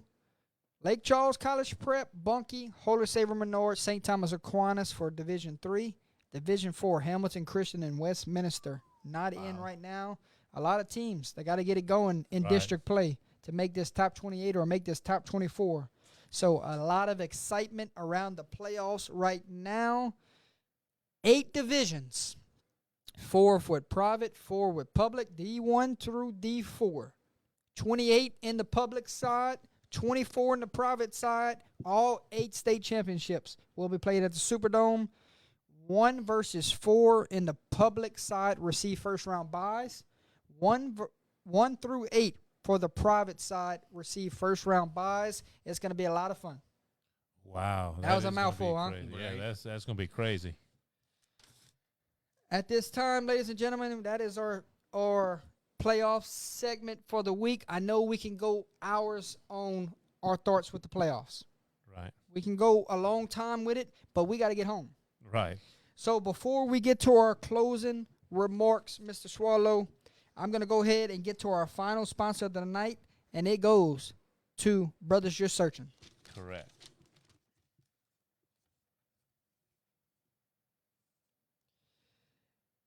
Brothers Just Searching. You want to get some good biblical and political info? Check out Brothers Just Searching Media Podcast. Brothers Just Searching and the Cajun Conservative Show on all podcast platforms and YouTube.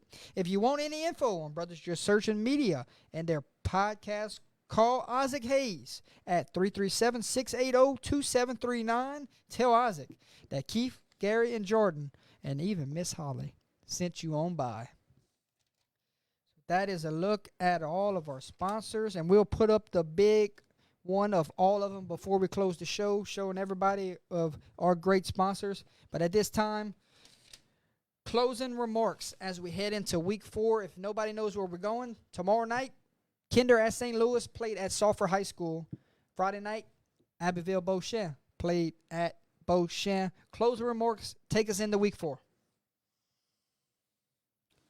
I don't know, guys. I mean, like you said, the build-up to week 4 has just been unreal. And, I mean, I think at this point, you want to talk about How do setting the you tone for top the first 3 weeks? You want to talk about setting the tone for the rest of the season. I mean, good God.